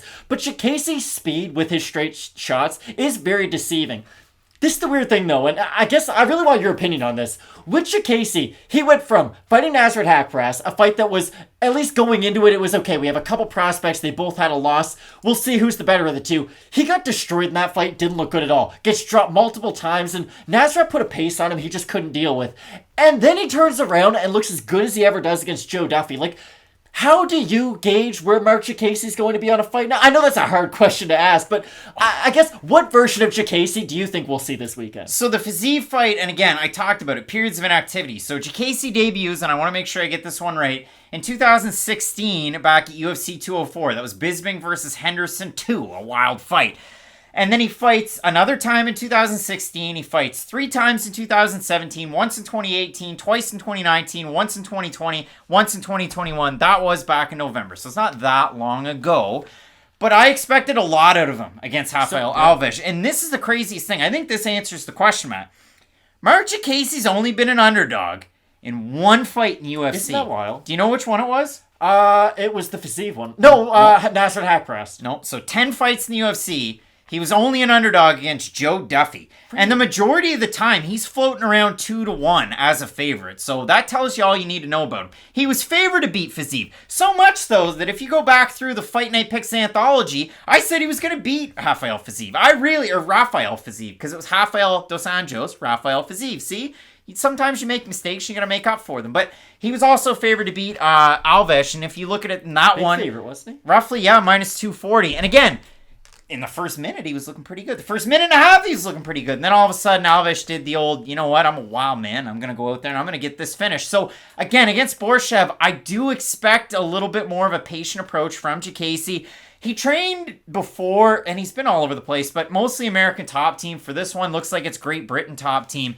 But in Diakiese, even outside of the UFC, he was a Bama champ at lightweight. Whatever that means to you, it means to me. But a 36-second win over Kane Moose is one of those ones that just ages like a fine wine. So, again, I look at this fight for Borshchev. Great leg kicks, great counters on the way into. Like, guys will get kind of lulled. And again, he has that one against Bush where he goes, like, right hand to make him think and then throws the left hook. Against Chris Duncan, it's kind of the same thing, but it's up here, too. And he was beating the bejesus out of poor Chris Duncan, who... a lot of people might just think Chris Duncan, oh, it's a jobber on Dana White's Contender Series. Chris Duncan's a really good fighter out of Scotland, had some good experience with Bellator and the regional scene over in Europe. So I look at this one, the odds on it, Diakiese open to plus 135. He's roughly a plus 150 right now. If you look at it for Slava Claus, open to minus 155. He is a minus 177 favorite right now. I'm going to say, Matt, over under on Tapology. Surprise to us, they are to you. 70% Slava Claus. Think they'll be under. I think they're going to be under there, over. 965 total votes for Borshchev. 81% for him, 75% by knockout for the 19% that have Diakiese, 59% by decision. So, Matt, Borshchev, he's 6-1 in MMA. He could be a generational talent at lightweight. I don't know about that. We could be unlocking these doors, and we don't know what's Charles behind. Oliveira exists, so let's calm down. This is like we're playing Resident Evil. Do we go with what could be behind door number 3 with... have you ever played Resident Evil? Slava Borshchev. I've watched people play Resident Evil. I've had, Because you're making it sound like let's make a deal right now, and I can assure you it is not. Let's make a deal. Slava Borshchev. But when I look at this one, I love what both these guys bring to the table, and we wouldn't have this as such a fun fight if they weren't so damn good. Exactly. But this is what I've got to say. If Marc Diakiese was the fighter I thought he was, he would beat Slava Borshchev.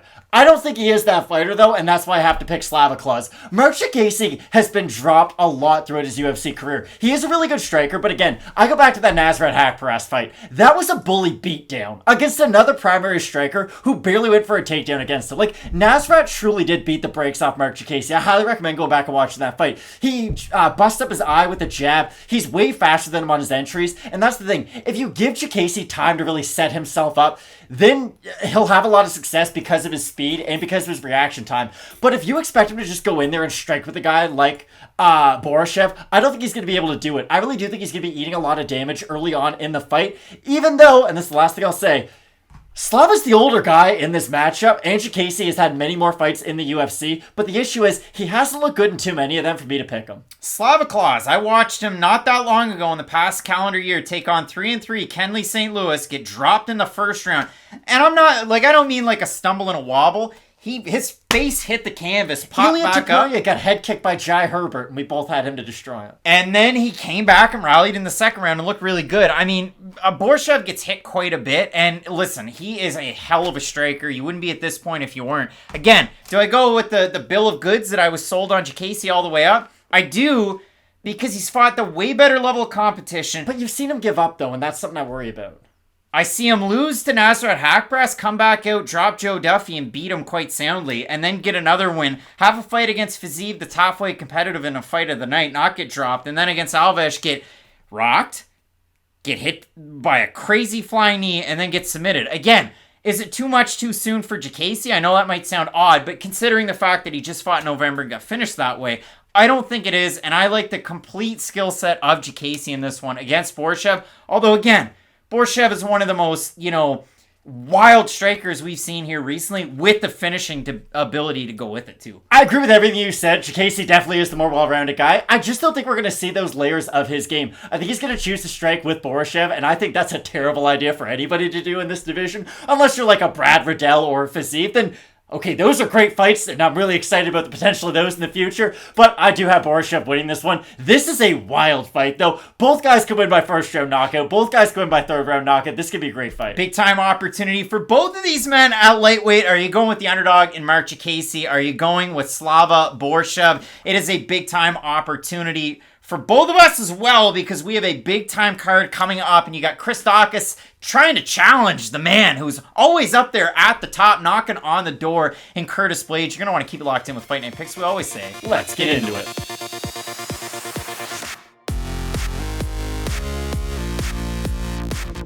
With a combined experience of 37 UFC bouts split between these two guys, we have a big-time fight coming up at welterweight between the ranked Neil Magny, the unranked Max Griffin, and when you consider it, both of these guys were involved in the Ultimate Fighter season. Lesnar versus Carwin. Max Griffin wasn't even able to make it out of the qualifying rounds. Neil Magny made it all the way to the semis. So a big-time opportunity for bragging rights there. I'm sure nobody's going to talk about that this week, but you heard it here first. And when you look at this one, Neil Magny's fought the way tougher level of competition. And I'm going to list some of the guys that he's fought. He's fought Kelvin Gastelum, Johnny Hendricks, Rafael Dos Anjos, Carlos Condit, and Robbie Lawler. Damian Maia? All guys, and Damian Maia, that are all title adjacent. So some pretty strong experience there for Neil Magny. Now, the spot where he's really struggled, main events. I mean, he's 1-2 in main event opportunities. They've all been outside of the United States. The first one was against Kelvin Gastelum. It was a fight of the night. It was a split decision win. That one in Mexico. He takes on Santiago Ponzinibbio in Argentina. He loses that one in impressive fashion. I guess impressive for Ponzinibbio. And then he takes on Michael Chiesa in a fight that you don't remember, and nobody does, because it was on a Wednesday. Sadly, I do, and it was one of the worst main events I've ever seen. It was on a Wednesday in Abu Dhabi. That was like, I've secured an island. We're going to Fight Island. But realistically, when you look at it for Neil Magny, by and large, very good defensive wrestling. We see that. I mean, Chiesa was able to expose it, but Chiesa's very good in that one respect, and very good,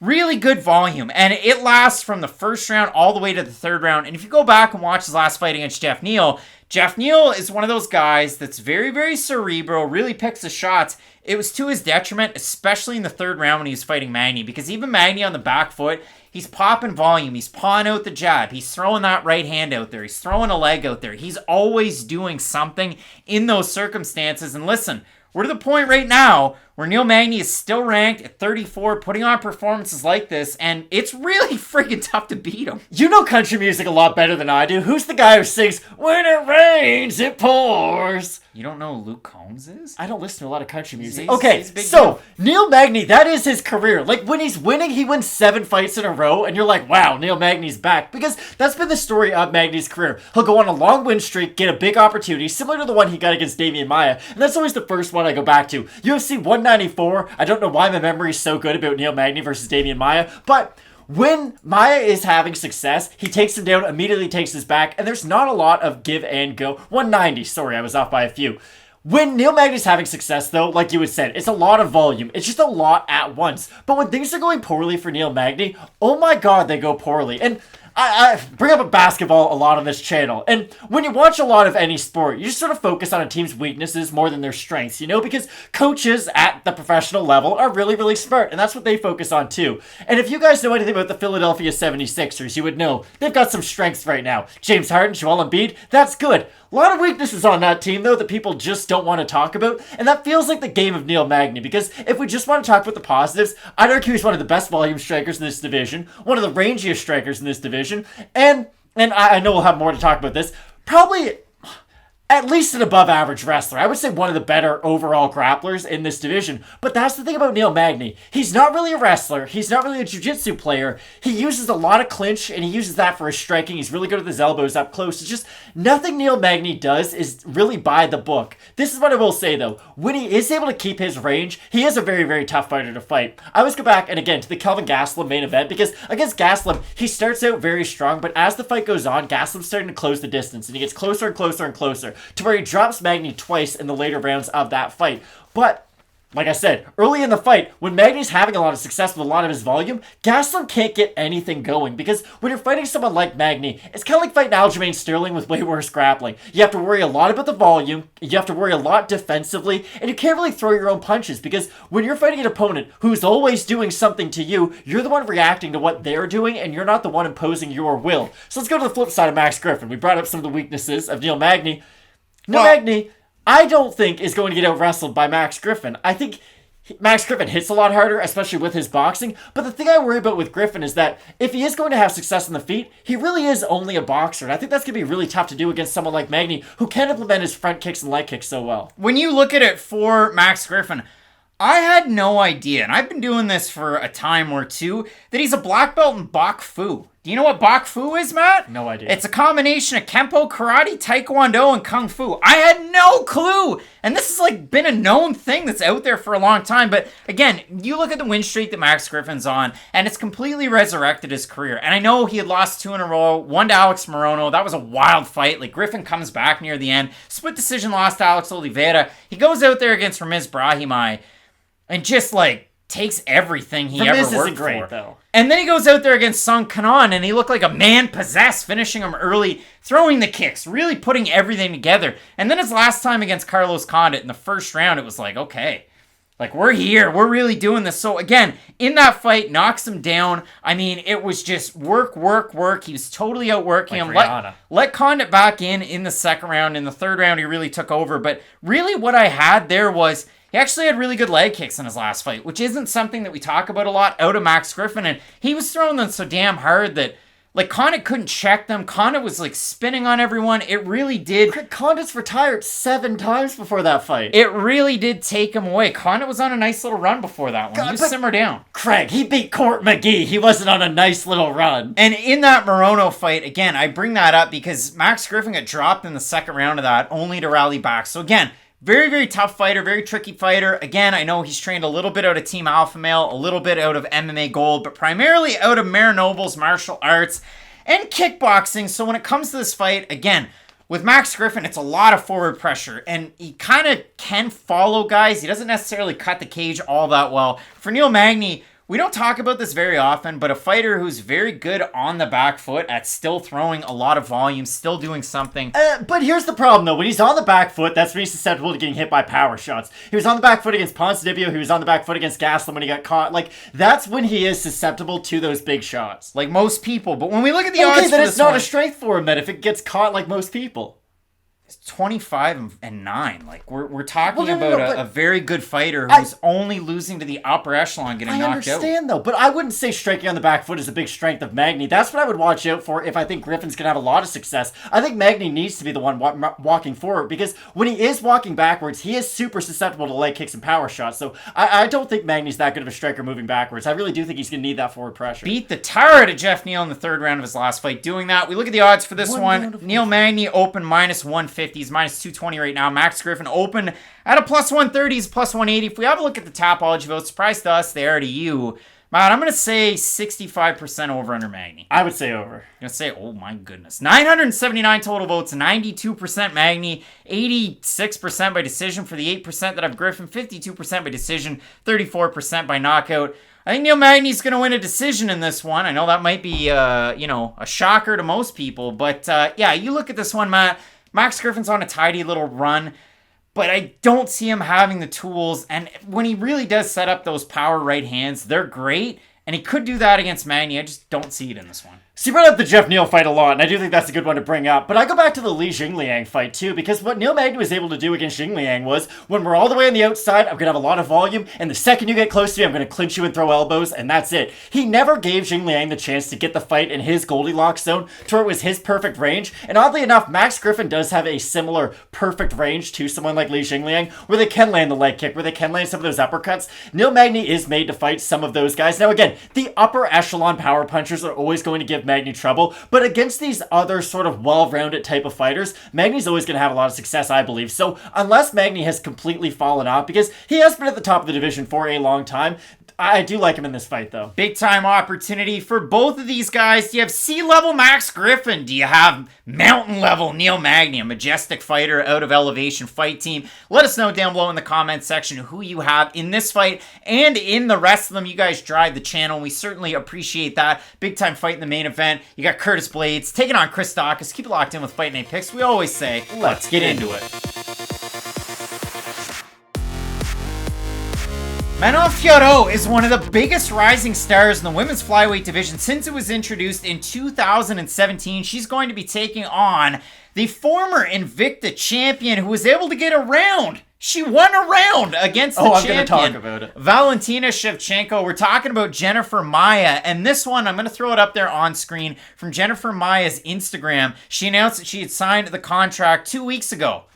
2 weeks ago, so it is short notice that way now. For Manon Fiorot, she was supposed to take on Jessica Eye at UFC 272. I had gone back to Believe Land. We were training out a strong style, and unfortunately that fight could not happen. Now, did we do the graphics for it? We did. Did we almost do the video for it? Yes, we did. However, it was kind of scratched on such short notice. So this fight is thrown together, and for Fiorot, you look at it, and I mean, listen, you could already tell how talented she was outside of the UFC. Her first fight was a loss, a very, very close fight against Leah McCourt. A very recognizable name. A very recognizable name that lost to Sinead Kavanagh last time out. But if you look at it, she competes with UAE Warriors and just continues to rock off the wins. And whenever Canada's cut in, La Framboise, who I just saw had a fight announced, that's always exciting.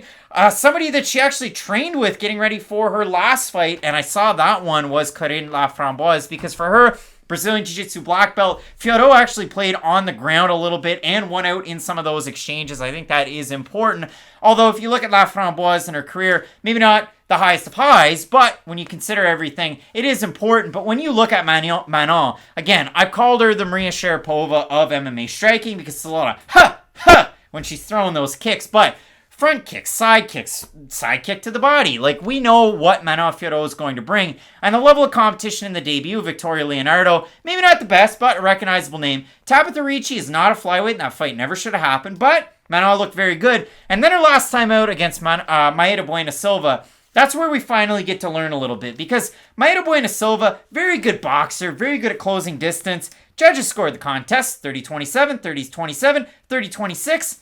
Manon was able to go out there and get takedowns, a lot of control time in that fight, complete performance from the beast in that one, and a little bit of a progression, a little bit of an opportunity for UFC fans to learn more about Fiorot. But when it comes back to it, Matt, again, she's 32, it's like John Cena, my time is now, and she is one of the more dynamic and impressive strikers in this division right now. Without a doubt, and she's a genuine power threat at this division, in a division where not many women are. You've got Jessica Andrade, who can get knockouts. Molly McCann. Molly McCann, who has the best elbows in the UFC. Funny story about that, I might as well tell it. A bunch of my friends were at an Xbox party, and I went to go get some food. I came back, the fights were on, I rarely do that. But I come back, and I put my headset on, and my friends were like, you're not going to believe it. Like, Molly McCann won via spinning elbow. And I'm like, you guys are terrible at lying. Like, be honest, pull out Twitter. I was wrong. I should have believed them. Wild outcome. This is a very weird fight, though, because it's going to be all one-way traffic, one way or the other. Either Manon keeps this fight on the feet and absolutely brutalizes Jennifer Maia, because as you were talking about the improvements in Manon's grappling, I agree. But it's very similar to when Jamal Hill was like, I know I'm fighting Paul Craig, but you've never seen me on the mats. It's like, okay, we get it. You've been improving, but let's not count our chickens before they've hatched. You still need a long ways to go before you get to the level of like a natural, talented, just a pure grappler. So with Fiorot, do I think she could hang for a couple moments on the ground with Maia? I do. I think she's very physically strong for this weight division, and I think that's the thing that really does help her, because she's so strong, especially in the guard. She can use one hand to punch and kind of get damage off, and it's really hard to be, playing around trying to get arm bars when you're constantly being hit in the head. There's that very old quote where it's, what happens when you hit a black belt in the head one time? They become a purple belt. Or they become a brown belt, then a purple belt, and it just keeps on going down. Because in jiu-jitsu, you don't have to worry about shots to the head like you do in MMA. And for a lot of jiu-jitsu practitioners, that kind of is the thing that really kind of unwinds them in the cage. They start getting hit a few times. I know Gary Tonin didn't have a great fight his last time out, but even look at that. He was playing around on the ground a little bit too much, felt a little bit overconfident, and paid the ultimate price for it. I don't think Jennifer Maia is going to get knocked out from her guard because she's playing around trying to get an ankle lock. Jennifer Maia, leg locker. But this is the thing that I do keep on going back to. Manon cannot grapple with Jennifer Maia for even a minute in this fight. She can, but I just think stylistically and game plan-wise, it's one of the worst decisions she could have, because Maia offers little to no threat on the feet. Oddly enough, she has a good body kick from that left stance. She is someone who, has a very upright style, but not in a way that like a Vicente Luque does. Like, Luque holds his hands high. He's got a traditional Thai style, but that's all serving a purpose. All of that movement is to try to set up his own strikes, try to delay your timing, and help him defensively. Whereas with Maia, it's a lot of the Muay Thai movements, but not a lot of the output behind it, and that's why I think she's really going to struggle on the feet. But again, even if Fiorot drops Maia, don't jump into her guard. Just let her get up, because Maia's one of these few grapplers who, when she's on top, she's dangerous, but even from her full guard, she can throw up arm bars, triangle chokes. You're definitely not out of the hot water once you get on top. We haven't really seen it in the UFC. That's the craziest part. So for Maia, she has 10 wins by decision. She has 9 of them by finish, but 7 of 8 of her overall fights in the UFC have gone to decision. The wood submission is the only one that she has, and that was to get into the title fight against Valentina Shevchenko. And again, she was able to win a round. That's great, but what she looked like after that? Well, she fights Jessica Ai. 29-28, 29-28, 30-27 on MMA decisions. 2 of them had it 30-27 for Jennifer Maia. 6 of them had it 29-28 for Maia. 9 of them had it 29-28 for Jessica Ai. I thought Maia won that. She had a close fight against Jessica Ai. So then her last time out, she takes on Caitlin Chookagian in the rematch that everybody wanted and lost all 3 rounds. All 3 judges, 30-27. Maia just chased her around the cage and got totally out-volumed to the surprise of nobody. So again, she's taking this fight on 2 weeks' notice. You can say the same thing for Fiorot. I guess she was getting ready for Jessica Ai not that long ago. Again, that was UFC 272. Now she gets Jennifer Maia. Ai, probably not a threat with her grappling. And that would have been a tough fight for Jessica Ai against Manon. Really tough fight. And for Jennifer Maia, again, it's that high Thai stance. She might throw some kicks. She will work in some of her boxing. She does throw nicely in combination. But Matt, when I look at the odds for this one, again, I didn't know what the damn odds were as I was doing my notes. There's no bias that way. And then just before we go live, I go on Best Fight Odds, I rate them down, and then we talk about them. I had no clue that Maia opened a plus 190. She's now plus 330, we'll call it. Fiorot opened a minus 225, minus 432. People really like Manon Fiorot in this one. The Topology votes, surprised us, they are to you. No, they're not. 970 total votes, 87% Fiorot, 70% by decision, 22% by knockout, for 13% that on Maia, 71% by decision. So all of a sudden, a year and 3 months ago, Jennifer Maia is going from a title fight to fighting Manon Fiorot, and she's a giant underdog. If Valentina Shevchenko is Kevin Durant of this division, Manon Fiorot is like Brandon Ingram. If you squint a little bit, it sort of looks the same. They're both tall, they're thin, they shoot. They've got some similarities, but they just start to really break it down, and she does lack sort of the intangibles that someone like Valentina has, to where she's a great offensive grappler, a great defensive grappler. But honestly, strike for strike, Fiorot does strike in a very similar manner to Valentina. The big difference, though, is Valentina's a little bit lighter on her feet. She's not as much of a knockout puncher as Manon is. I know that might be a weird thing to say because Shevchenko does get more finishes, but a lot of her finishes come from ground and pound, come from submissions. She has a lot more different wrinkles to her game, whereas Manon primarily comes from the hands. I think Fiorot at range is going to have a ton of success in this fight against Maia. And the thing about Maia is that, yes, she has great jiu-jitsu. She has okay stand-up. She lacks the transition of the wrestling in between the two. So I do think that if Maia's having trouble on the feet, it's not like she can just decide, okay, now on my terms, we're taking this to the mat, like Curtis Blaydes will have in the main event. I know we'll get to that in a little bit. But in this fight, if she's getting beat up on the feet, unless she throws a Hail Mary shot and drops Fiorot, I don't think she's going to be able to get it to the mat, and that's why I like Manon. Maia is not as volume heavy of a striker as Fiorot. Maia doesn't have the downrange weapons up the middle. Fiorot, that's her bread and butter. Jennifer Maia likes to go for like a high crotch single leg. Manon Fiorot is the bigger fighter, and from what I've seen, she looks like the stronger fighter. So single legs work against bigger people, though. For me, I look at it as a win for Manon Fiorot. Do I like her at minus 433 or what have you? I'm not throwing it on my card. And I mean, again, I bet fight to go with a decision is probably like a minus 500, minus 600. So maybe you feel confident in that one. Maybe you want to throw that one down on your parlay. I'm just staying away from it. Popping popcorn. Haven't picked against Frances Fiorot in any of her matchups so far in the UFC. I'm not going to do so this weekend either. Both of us going with Frances Fiorot here. Yeah, if Maia Silva was the appetizer to Fiorot's sort of conquest amongst the top 15, Jennifer Maia is going to be the main course. We're going to learn a lot about Manon. Because again, Maia Silva is a good fighter, but Jennifer Maia fought for a title. And although she is only 2-3 in her last 5, they've been against nothing but top levels of competition. So we're going to learn a lot about Fiorot this weekend. And if she is able to get the win, I'd expect probably like a title eliminator next, just because that's how wide open the division is. Her and Andrade. Ceci devrait être le co-main event de cette fin de semaine. I mean, really, when you look at it, no, your co-main event's Joanne Wood taking on Alexa Grasso. But this one, more deserving in the scheme of the flyweight division, but I can't wait for it. Nonetheless, both of us going, like I said, with Fiorot in this matchup. Let us know down below if you have the former title challenger, the fighter that won a round against your champ, if you got Jennifer Maia or Niece France's own, Manon Fiorot, big time fight card coming up that you're not going to want to miss. Keep it locked in with Fight Night Picks. We always say, let's get into it.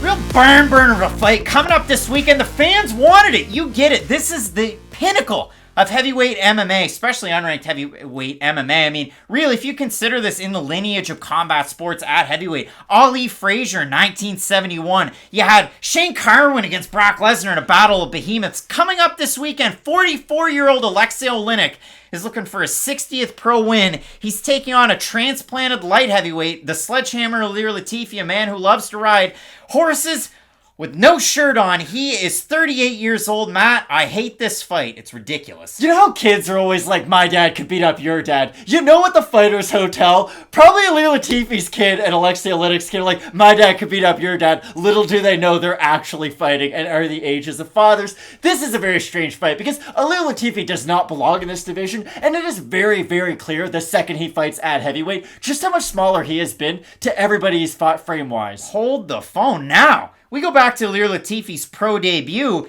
He was cutting the mustard against Blagoy Ivanov. He goes for a takedown, pushes Blagoy back up against the ropes, and then the ropes collapse. It was like professional wrestling. So that's his no contest on his record. He was going to try and take down a guy who beat Fedor Emelianenko in Sambo. It's not talked about enough how Ilir Latifi's first professional fight is a no contest against Blagoy Ivanov because it ended due to ring failure. So we want the weirdness. Aleksei Oleinik back in 2013 submitted Mirko Krokop. He also has to the UFC. 12 Ezekiel choke submission wins. 12 of them. Like, do you know how hard it is to get an Ezekiel choke? I don't, because I don't do jiu-jitsu, but I watch a damn ton of it, and it's not the easiest submission. Normally only do it in a gi. Aleksei loves to go for it. He'll pull guard on it. He'll get, the big baby. Like, he can really do it. Junior Albini, but 12 of them on his record. It's insane. But you look at it. I mean, the recent run for both these guys, not the sexiest. For Latifi, 4 years ago, a win over Vince St. Preux, lost to Beeson 25-8, lost to Volkan Oezdemir, lost to Derek Lewis, a win over Tanner Bozer by split decision. He definitely won that fight. We can all agree on that one. Not the best fight ever. And if you look at it for Aleksei Oleinik, remember, there was a time when he fought Alistair Overeem, when Aleksei Oleinik, though he was over 40, was a highly ranked opponent and on his roll. But you look at it, beats Maurice Green by armbar, beats Fabrizio Verdum in one of the worst fights I've ever seen with these two eyeballs. He then loses to Derek Lewis by knockout. Had a lot of success in the first round, but that's all she wrote. Loses to Chris Daukaus. He looked bad. And then loses to Sergey Spivak by decision. And I know Sergey Spivak's on his mythical run right now. But in that fight, Aleksei Oleinik looked like he was bearing the brunt of all, at the time, like 43 years of his existence. He looked bad in that fight against Sergey Spivak. Father Time's undefeated. I hate to break it to people, but at a certain point, no matter how good you were in your prime is going to end. And with Aleksei Oleinik and with a lot of heavyweights, you can sort of continue your prime into at least your late 30s, sometimes early 40s like Oleinik was able to do. But at 44, almost 45 years of age, like, Aleksei Oleinik is almost twice as old as I am. Like, when I was born, he was my age. Oh, well, just a second. His first pro fight was in 1996, before you were born. Exactly. I was born at the tail end of 1998. That just tells you how long Aleksei Oleinik's been doing the damn thing. He's been fighting MMA longer than I've been doing things. I've been doing things for a while now. So it really is just wild. Like, whenever we go back and make these graphics and you say, like, oh, when they made their MMA debut, guys like Aleksei Oleinik just leave me scratching my head. Like, it's wild that he has been able to stay so competitive this late into his career. But like you said, if you look at his last 3 fights, against Lewis, he has success early on. He looks good in the grappling. But let's be honest, if you're going to have any success against Derek Lewis, you're probably going to do it in the grappling department. And the second Oleinik couldn't get that submission and his arms did burn out a little bit, it's not that he has bad cardio. Honestly, for a 44-year-old, he's probably got pretty good cardio.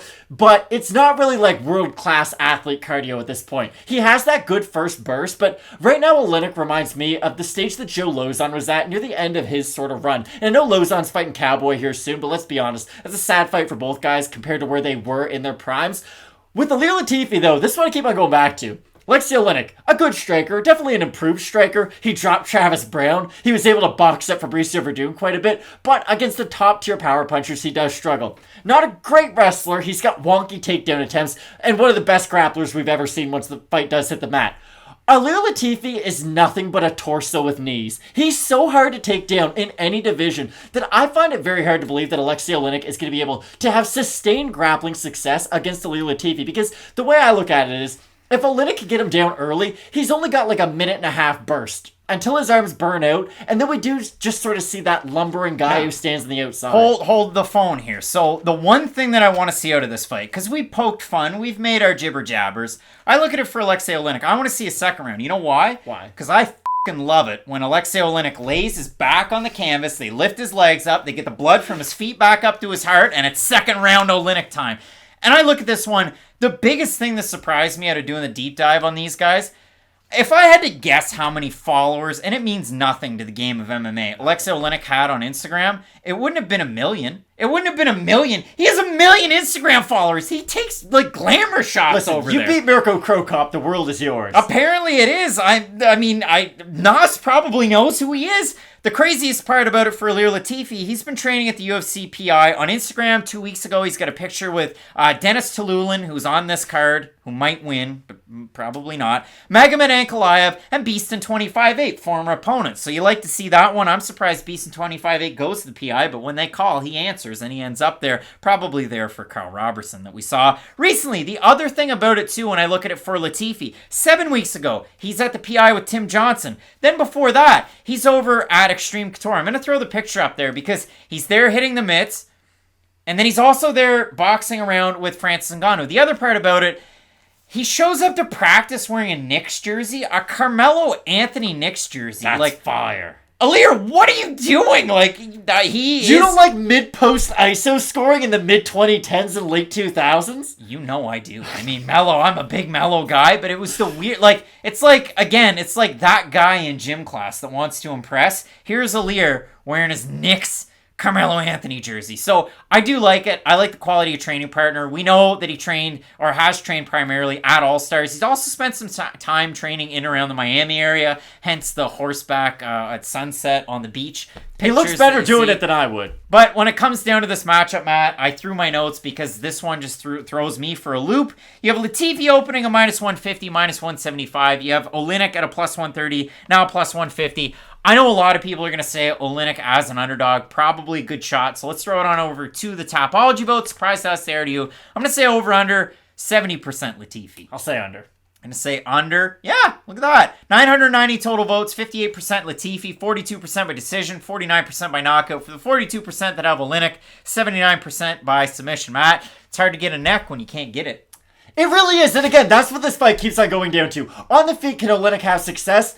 I think to a certain degree he can. He dropped Travis Brown, Craig. He boxed out, no, he can have success on the feet. He even did well against Mirko Cro Cop before he took it to the ground. He's going to be able to box with Ilir Latifi for a small period of time. The issue, though, is Ilir Latifi throws overhands like those arm-flailing tube men you see outside of a used car dealership. He throws these odd, double hooks at the same time. Go back and watch the Corey Anderson fight. He has, a weird amount of success early on with them, but as the pace of the fight starts to wear on Latifi, that's when Anderson is able to pull apart. But that's the problem. Guys with really good cardio and guys who do specialize in their striking really give Ilir Latifi issues. Aleksei Oleinik definitely isn't a cardio king, and I don't look at him as one of the best strikers in this division. I don't think this is going to be a great fight by any stretch of the imagination. I don't think either one of us even thought about this when we were talking about Fight of the Nights before. Pause for a second, because Aleksei Oleinik was supposed to take on Greg Hardy not that long ago. That fight fell out, and Ilir Latifi last month was supposed to take on my guy, Alexander Romanov, and those fights fell through. Greg Hardy's not in the UFC anymore, but Aleksei Oleinik might have been a winnable fight for Greg Hardy, and you don't say that very often. And Romanov would have beaten Ilir Latifi quite soundly. Now we end up with this fight. So the cage. It is a tricky hodgepodge of a fight if I've ever seen one. I got Ilir Latifi, though. I think the Sledgehammer can beat the Boa Constrictor. Decent nicknames, I'd say. I'd say this is a good nickname matchup. I do have Latifi, though. He's the bigger fighter at heavyweight, which isn't something that a lot of people have talked about this week. I guess this is early in the week, but it's just not really been a big talking point. Oleinik has always been very close to light heavyweight. He's built sort of like a Chris Daukaus. I know we'll talk about that more in the main event, but I guess he's built more like Fedor Emelianenko, really. Fedor is one of the best heavyweights ever. Probably is the best heavyweight ever. Not a big heavyweight by any means, Way faster. Exactly, and that really has been his big point, though, is Fedor would rather be the smaller guy because he can make up for it in speed. With Oleinik, he does represent a smaller version of a heavyweight, whereas Ilir Latifi, even though he fought at 205, will probably be the bigger fighter, at least thickness-wise. I think Latifi's going to win mainly due to his wrestling defense, and I do think he's the heavier-handed guy on the feet, but I don't think we're going to get a finish at either guy. Never forget the time that Aleksei Oleinik fought Chael Sonnen at Bodog Fights at middleweight. That's a thing that really happened. A big-time fight coming up this weekend. Both of us going with Sweden's Ilir Latifi to get the win. You let us know for crazy down below. Do you like the underdog shot of Aleksei Oleinik to get his 60th pro win at age 44? Big-time fights coming up on this card that you're not going to want to miss. Keep it locked in with Fight Night Picks. We always say, let's get into it. Absolute f***ing banger coming up this weekend. You know we're fired up for it at Fight Night Picks, but this is a couple of guys that have some road miles on them, a couple of guys that get down to bang. And when you look at this one, for Matt Brown, is he a man? Is he 41 at this point in time? Yes, he is. But somehow, he went from being a guy that was 7-5 going into the Ultimate Fighter, a season that Amir Sadala ended up winning, to the guy that's here before you. He went on that crazy, crazy win streak that led him to a fight against Robbie Lawler. He was unsuccessful in that fight, though. But Matt Brown is one of those guys that you can never, ever count him out. And even at this point of his career, with Immortal Martial Arts, he's been training a lot of fighters that you know and love that are in the UFC. For him, he somehow ceremoniously retired Diego Lima. I know Lima was booked in a fight this spring, but he chose to retire, so you can go out and say, hey, I retired Douglas Lima's brother. And for Brown, he really didn't look all that great in that fight until he really did. It was in tight. He cocked his right hand like a schoolyard bully and just threw it right down the pipe and face planted Diego Lima. It was amazing. Now, these two guys, Brown and Barberena, they were supposed to face off not that long ago. It was a number of months ago. Brown falls out of the fight and Barberena decides, you know what? I'm here to fight. Give me Darian Weeks. So he goes in there, and listen, Weeks is a guy that... Really fun fight. He's got a fight coming up against Ian Gary that I'm really excited about. But realistically, Weeks is really, really well-rounded. Good wrestling, good striking. I thought, hey, Weeks has good wrestling. Barberena, questionable wrestling and takedown defense, though he does train at Gym O. But watching that fight, Brian Barberena really did look a lot better than he did in some previous fights. In the Jason Witt fight, where he just... I know it was a majority decision win for Witt, and when it was in the striking, Barberena had success, but his grappling did not look all that great. So when it comes to this fight, Matt, before I hand it off to you, I got ready for this one when I wasn't watching tape study, and I'll be completely honest with you. I was listening to Canadian Railroad Trilogy by Gordon Lightfoot, and then I listened to some Grand Funk Railroad. But when it comes down to this one, I expect some, like seasoned, grizzled guys in their 40s to down a couple Budweisers, listen to Like a Rock by Bob Seger, and go out there and want to punch a punching bag in their garage. Without a doubt, this is an all-bar fight type of a fight in the UFC, and it's really weird. Bryan Barberena is only 32 years old. I guess he's close to 33, but still not an old guy in his career at all. But it feels like he's much older than just what his age is, because he's had a lot of injuries throughout his career. And I do look at him kind of like Kemba Walker, to where Kemba's not an old guy either, but you just have the wrong injury at the wrong time, and it can really, really add up over time. And the thing about Matt Brown is, he had an ACL reconstruction late in life too, but it didn't really seem to slow him down all that much. I know we'll harp on some people for getting ACL surgeries and not other people. Let's just be honest. No one really knows if it's going to work or not. Nowadays, science is very good and doctors are very good. So, for the majority of the time when you get Tommy John surgery or an ACL surgery, if you do just sit off to the side and rehab, you're more than likely going to be okay. But we're never sure, though. And with Matt Brown, he was able to come back after that Diego Sanchez fight, and he has looked okay ever since.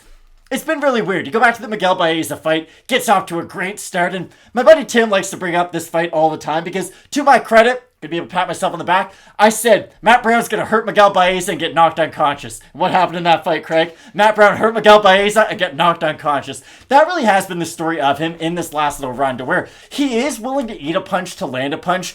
But at 41 years old, when you've had a lot of fight of the nights, you've had a lot of these blood and gut type of fights, you don't have the same level of durability that you did back when you were fighting Robbie Lawler in main events of UFC Fight Nights.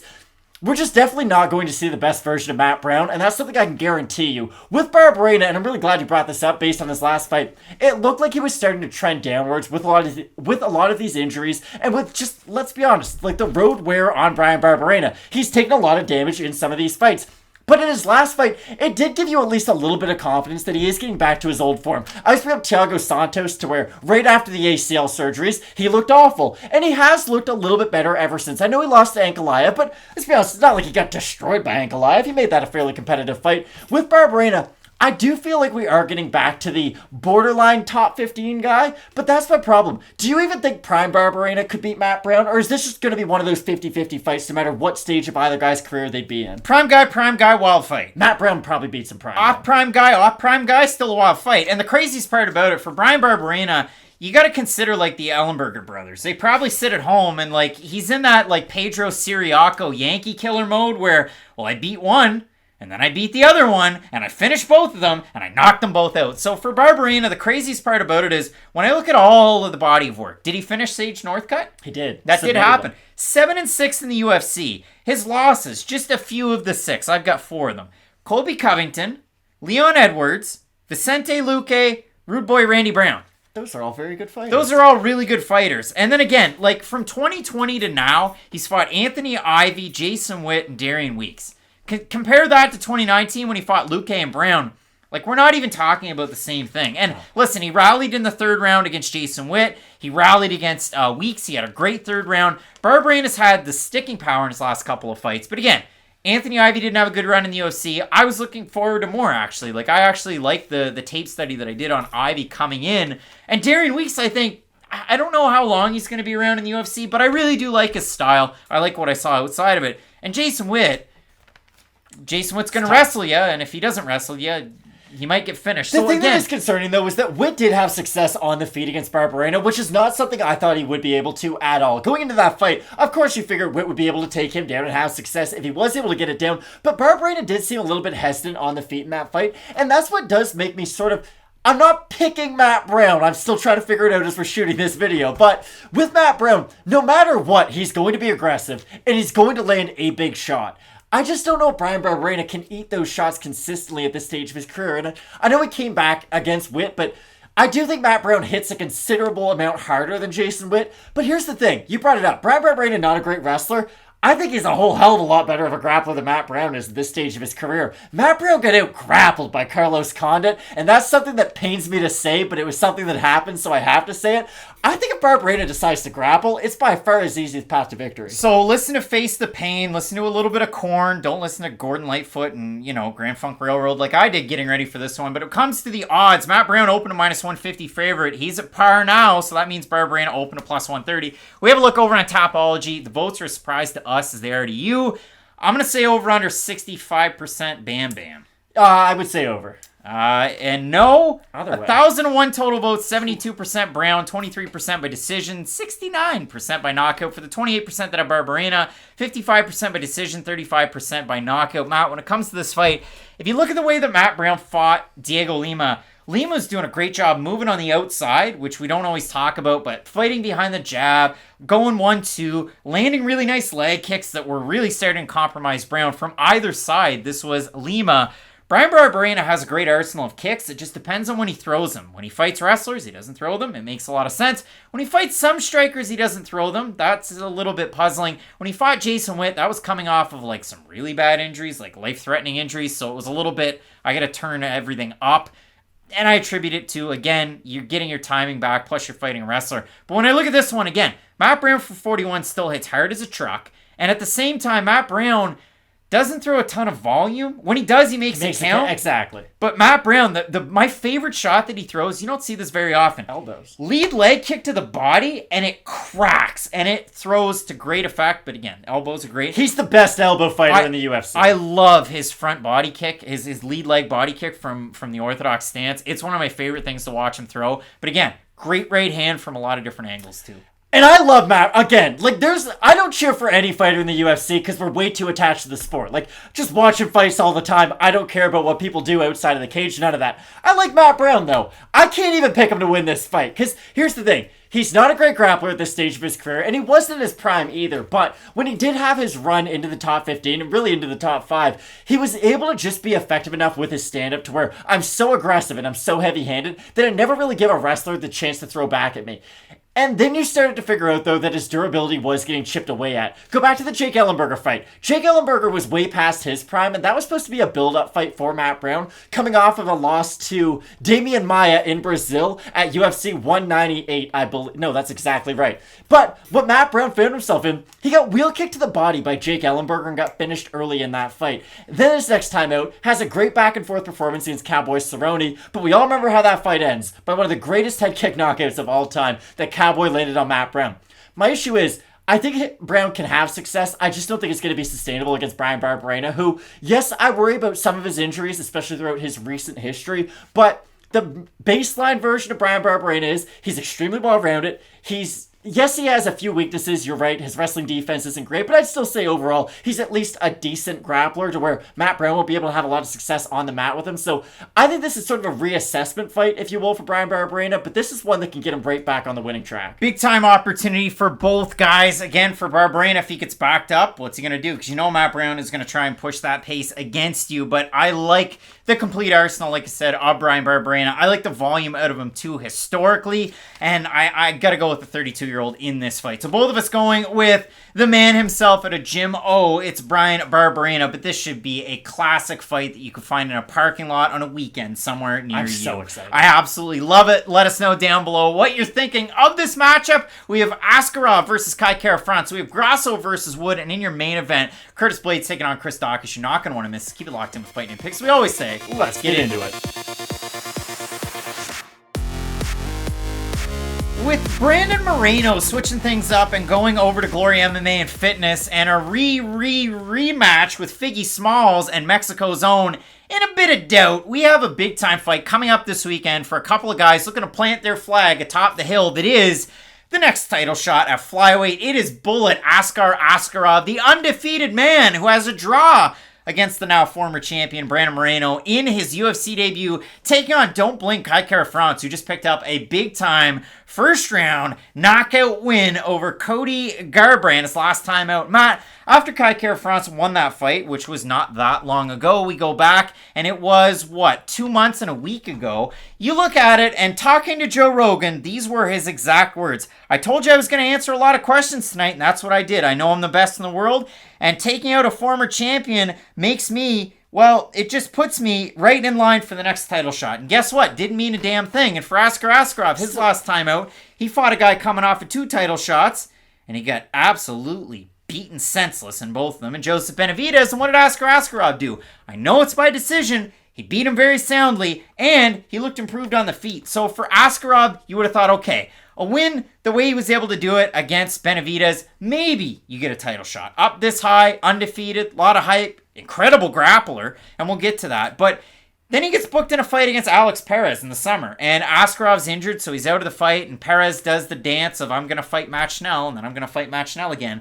For Askarov, a long time off. Now he gets Kai Kara-France. The other thing, too, that I'm sure hindered a title opportunity, you can see it on screen, Askarov missed weight for the fight against Benavidez at 127, so some question marks there. Not like he's been unprofessional in the past, not like weight misses have been a big issue. But he is a huge guy for this weight class, and it is something that I'm always concerned with. And much bigger than Kai Kara-France in this fight. And that was the big talking point in Kara-France's fight against Garbrandt was, wow, Garbrandt, you knew, if he dialed it in, he could be a flyweight. Probably not the best time to do it after you get finished a lot of bantamweight, but you knew that he was going to be a bigger fighter. And for Kara-France, he just, once he figured out his range and where he could plant that overhand right, it was all she wrote.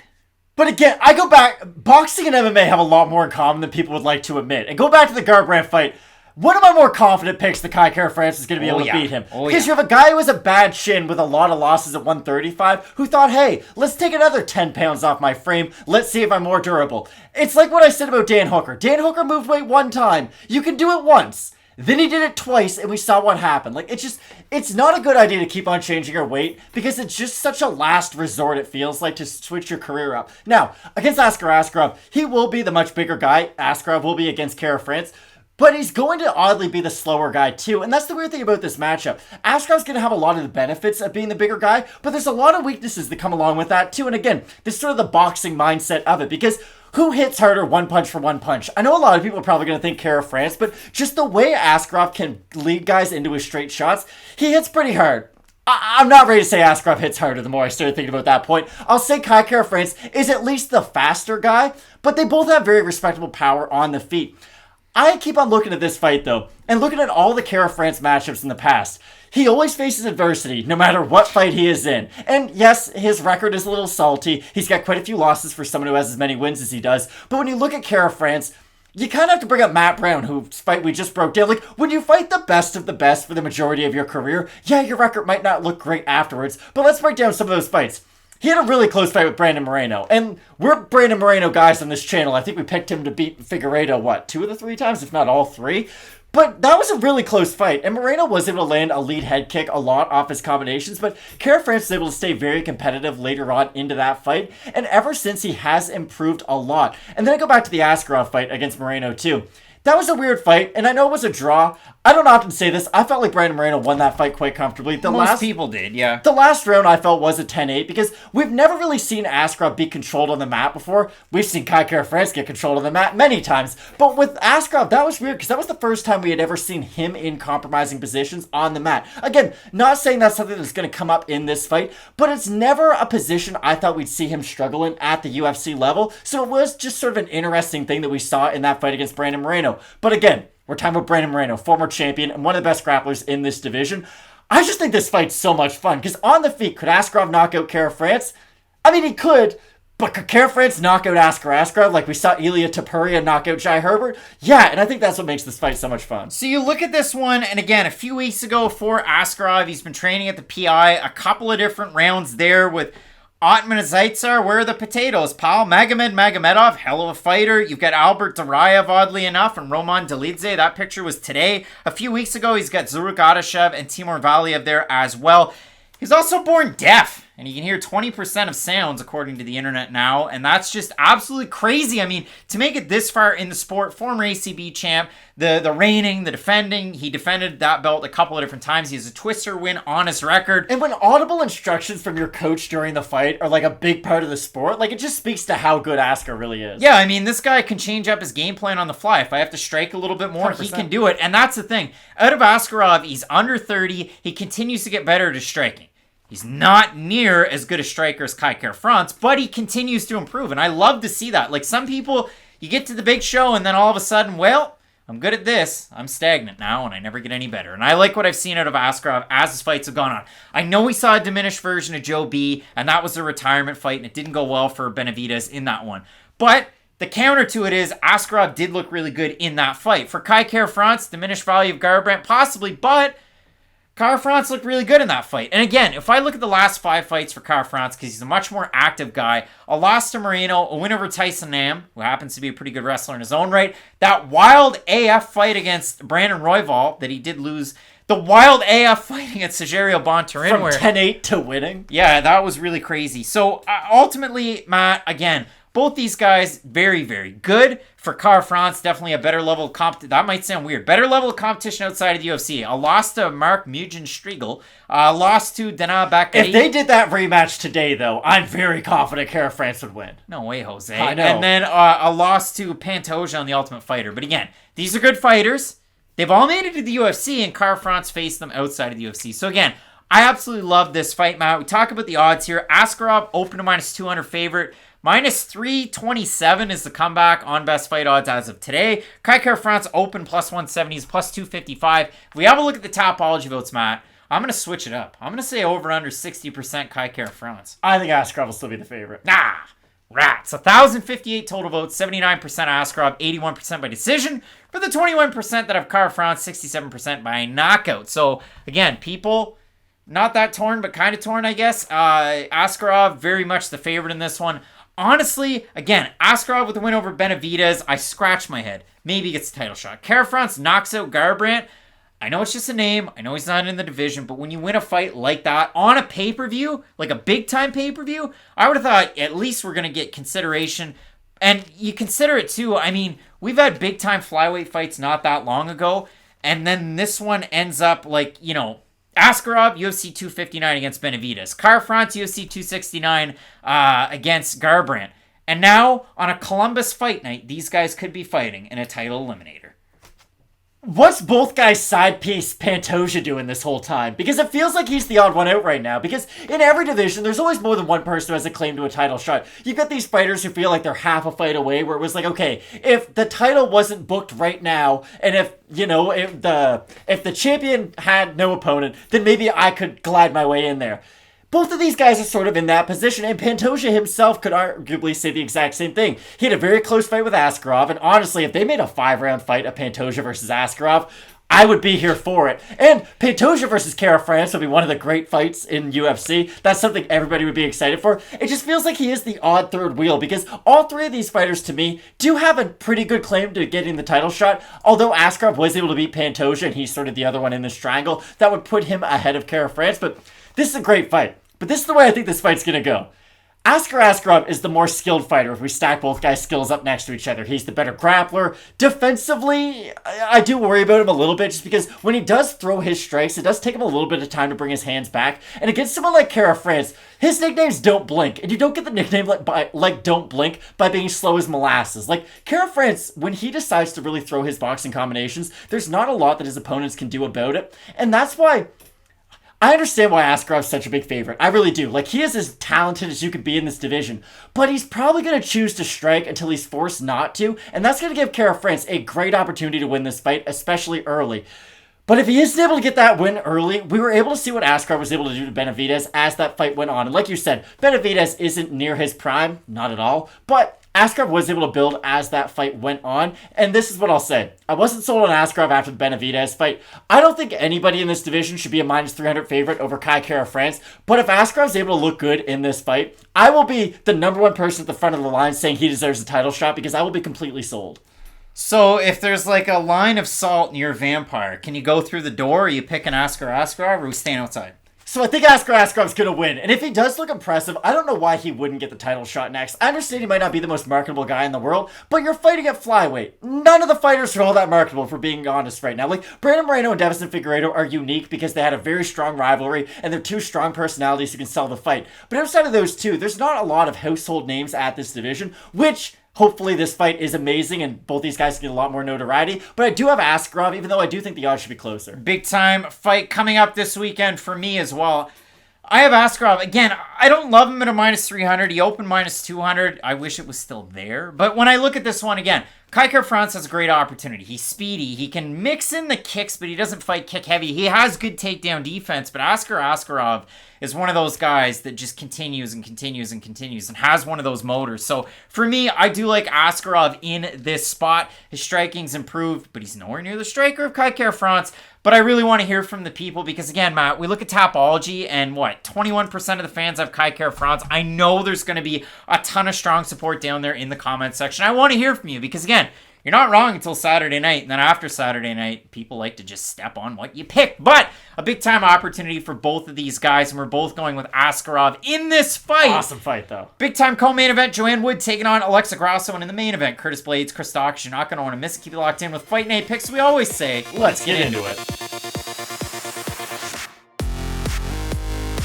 Big time fight coming up this weekend in our co-main event at women's flyweight, at a division that's absolutely on fire. We have Joanne Wood taking on the once hyped prospect, I guess, Mexico's Alexa Grasso. And for Grasso, she had a lot of success at strawweight, and then she met some resistance. I mean, the Tatiana Suarez loss, the loss to Carla Esparza, lost to Felice Herrig. Very upper echelon fighters. Notice how I didn't really mention Felice Herrig, but you consider some of the wins: Karolina Kowalkiewicz, the win over Ji Young Kim, a win over Macy Barber last time out.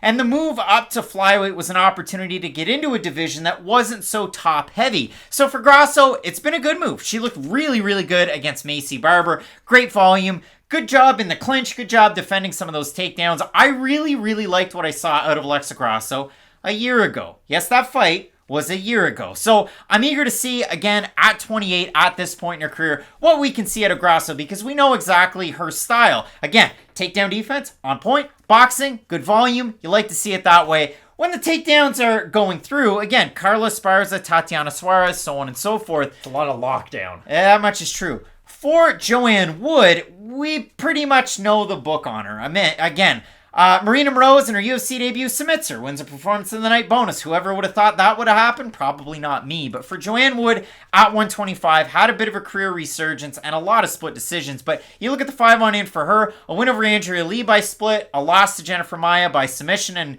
really when she beat Andrea Lee, she was in a title fight, and then it was pulled away.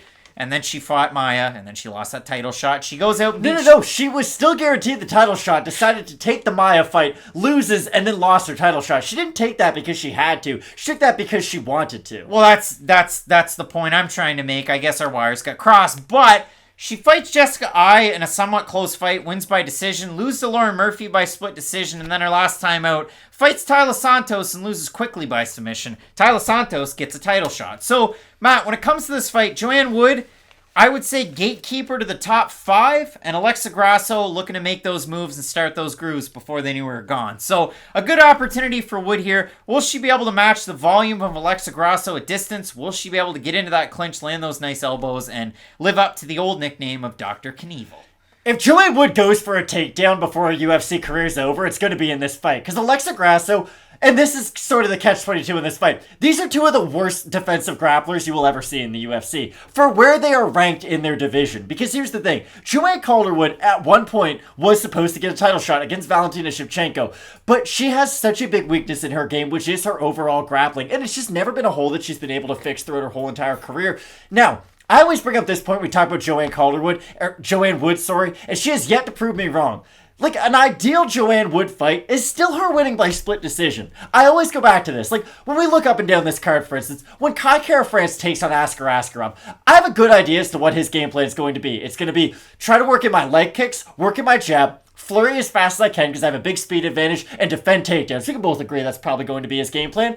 Joanne Wood, no matter who her opponent is I'm going to try to get into these like single collar tie clinches, almost like Daniel Cormier, use my right elbow to land strikes. And against some fighters it works just because they sort of lack the defensive ability to get out of that one spot.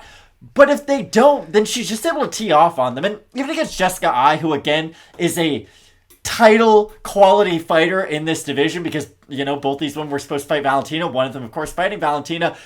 That was a very close fight. And that just sort of told you where the women's flyweight division was as a whole. Right now, I do agree with you. We have a bit of a resurgence right now with some of the talent, but sort of the stagnant top 5 that's been there for a while is going to have to make some kind of an improvement if they ever do want to get over that Valentina hurdle, because Joanne Wood's been talked about at the top of this division for a long time. Like you said, gatekeeper to the top 5. There's other fighters like Jessica Andrade, Caitlin Chukagian, who are all sort of in this weird stasis in the top 10 right now, and we don't really know where any of their careers are going. So this fight is a huge opportunity for Grasso to really leapfrog sort of these older vets in the division and get her name at least close to a title shot, because that's the wildest thing about this fight. With Alexa Grasso coming off 2 wins, even though she's fighting someone who's lost 2 fights in a row and 3 of her last 4, if Grasso looks impressive enough, she could probably get the winner of Santos versus Shevchenko. Like, that's how wide open this division is. Yeah, and it really is. And I want to walk back for a second with Grasso on the takedown defense. Barber was able to go 3 of, 5 in that fight. But again, I even see that as a net positive for Grasso. You're able to get back up to your feet. You're able to establish that volume once more. You're able to win that fight somewhat convincingly. And then I look at it, the fight of the night that she had against Esparza. Esparza is able to get the takedowns. Grasso is able to really work that volume game up on the feet. So will she be able to keep Joanne Wood away? That's what we're going to find out this weekend. The odds for this one would open to plus 160. She's a plus 188 or thereabouts. For Grasso, open to minus 185, she's roughly a minus 230. We threw this out to you in the YouTube community tab. If you're subscribed, you'll see those pop up on your feed. You can If you're not, what are you doing? Exactly. So we have a look at the votes. 612 total votes in the last 5 hours. You guys are quicker than Tapology. 79% with Alexa Grasso, who's ranked 11th in this division. Joanne Wood at 5.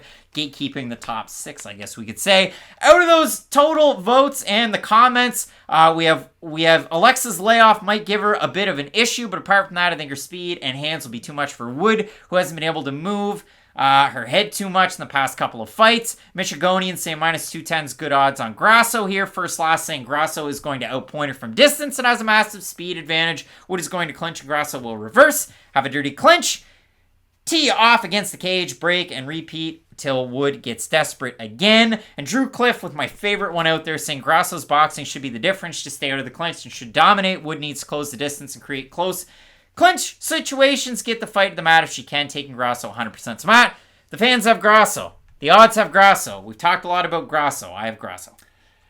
Quite comfortably, I think Grasso should be able to win this fight. Because for Joanne Wood, here's the question. What do you think she's improved on the most in her UFC career? Because to me, clinch. She's that same. She was a Muay Thai champion before she came to the UFC, though. She was good at that coming in. So I was being a dingus there.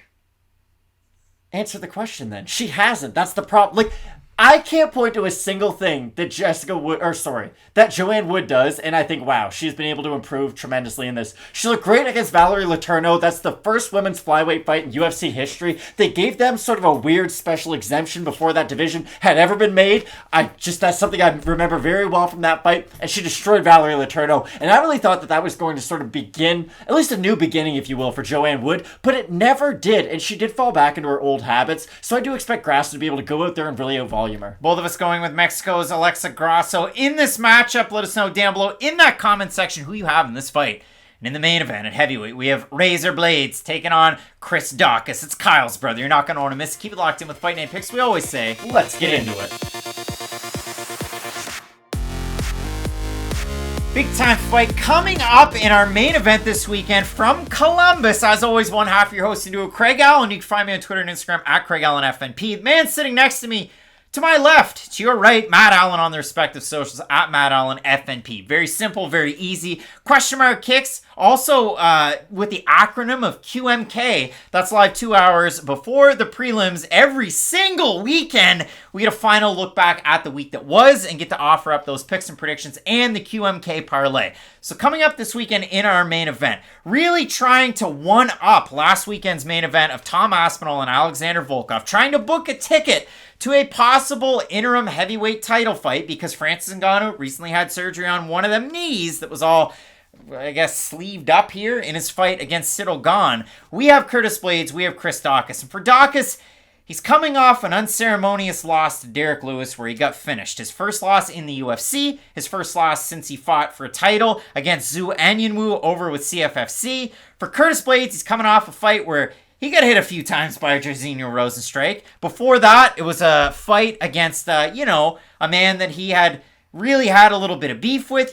Derek Lewis was a 3.5 to 1 favorite. Got finished in that fight. Wild stuff. Uppercuts abound. But before that, wins over Volkov, JDS, and Shamil Durkimov.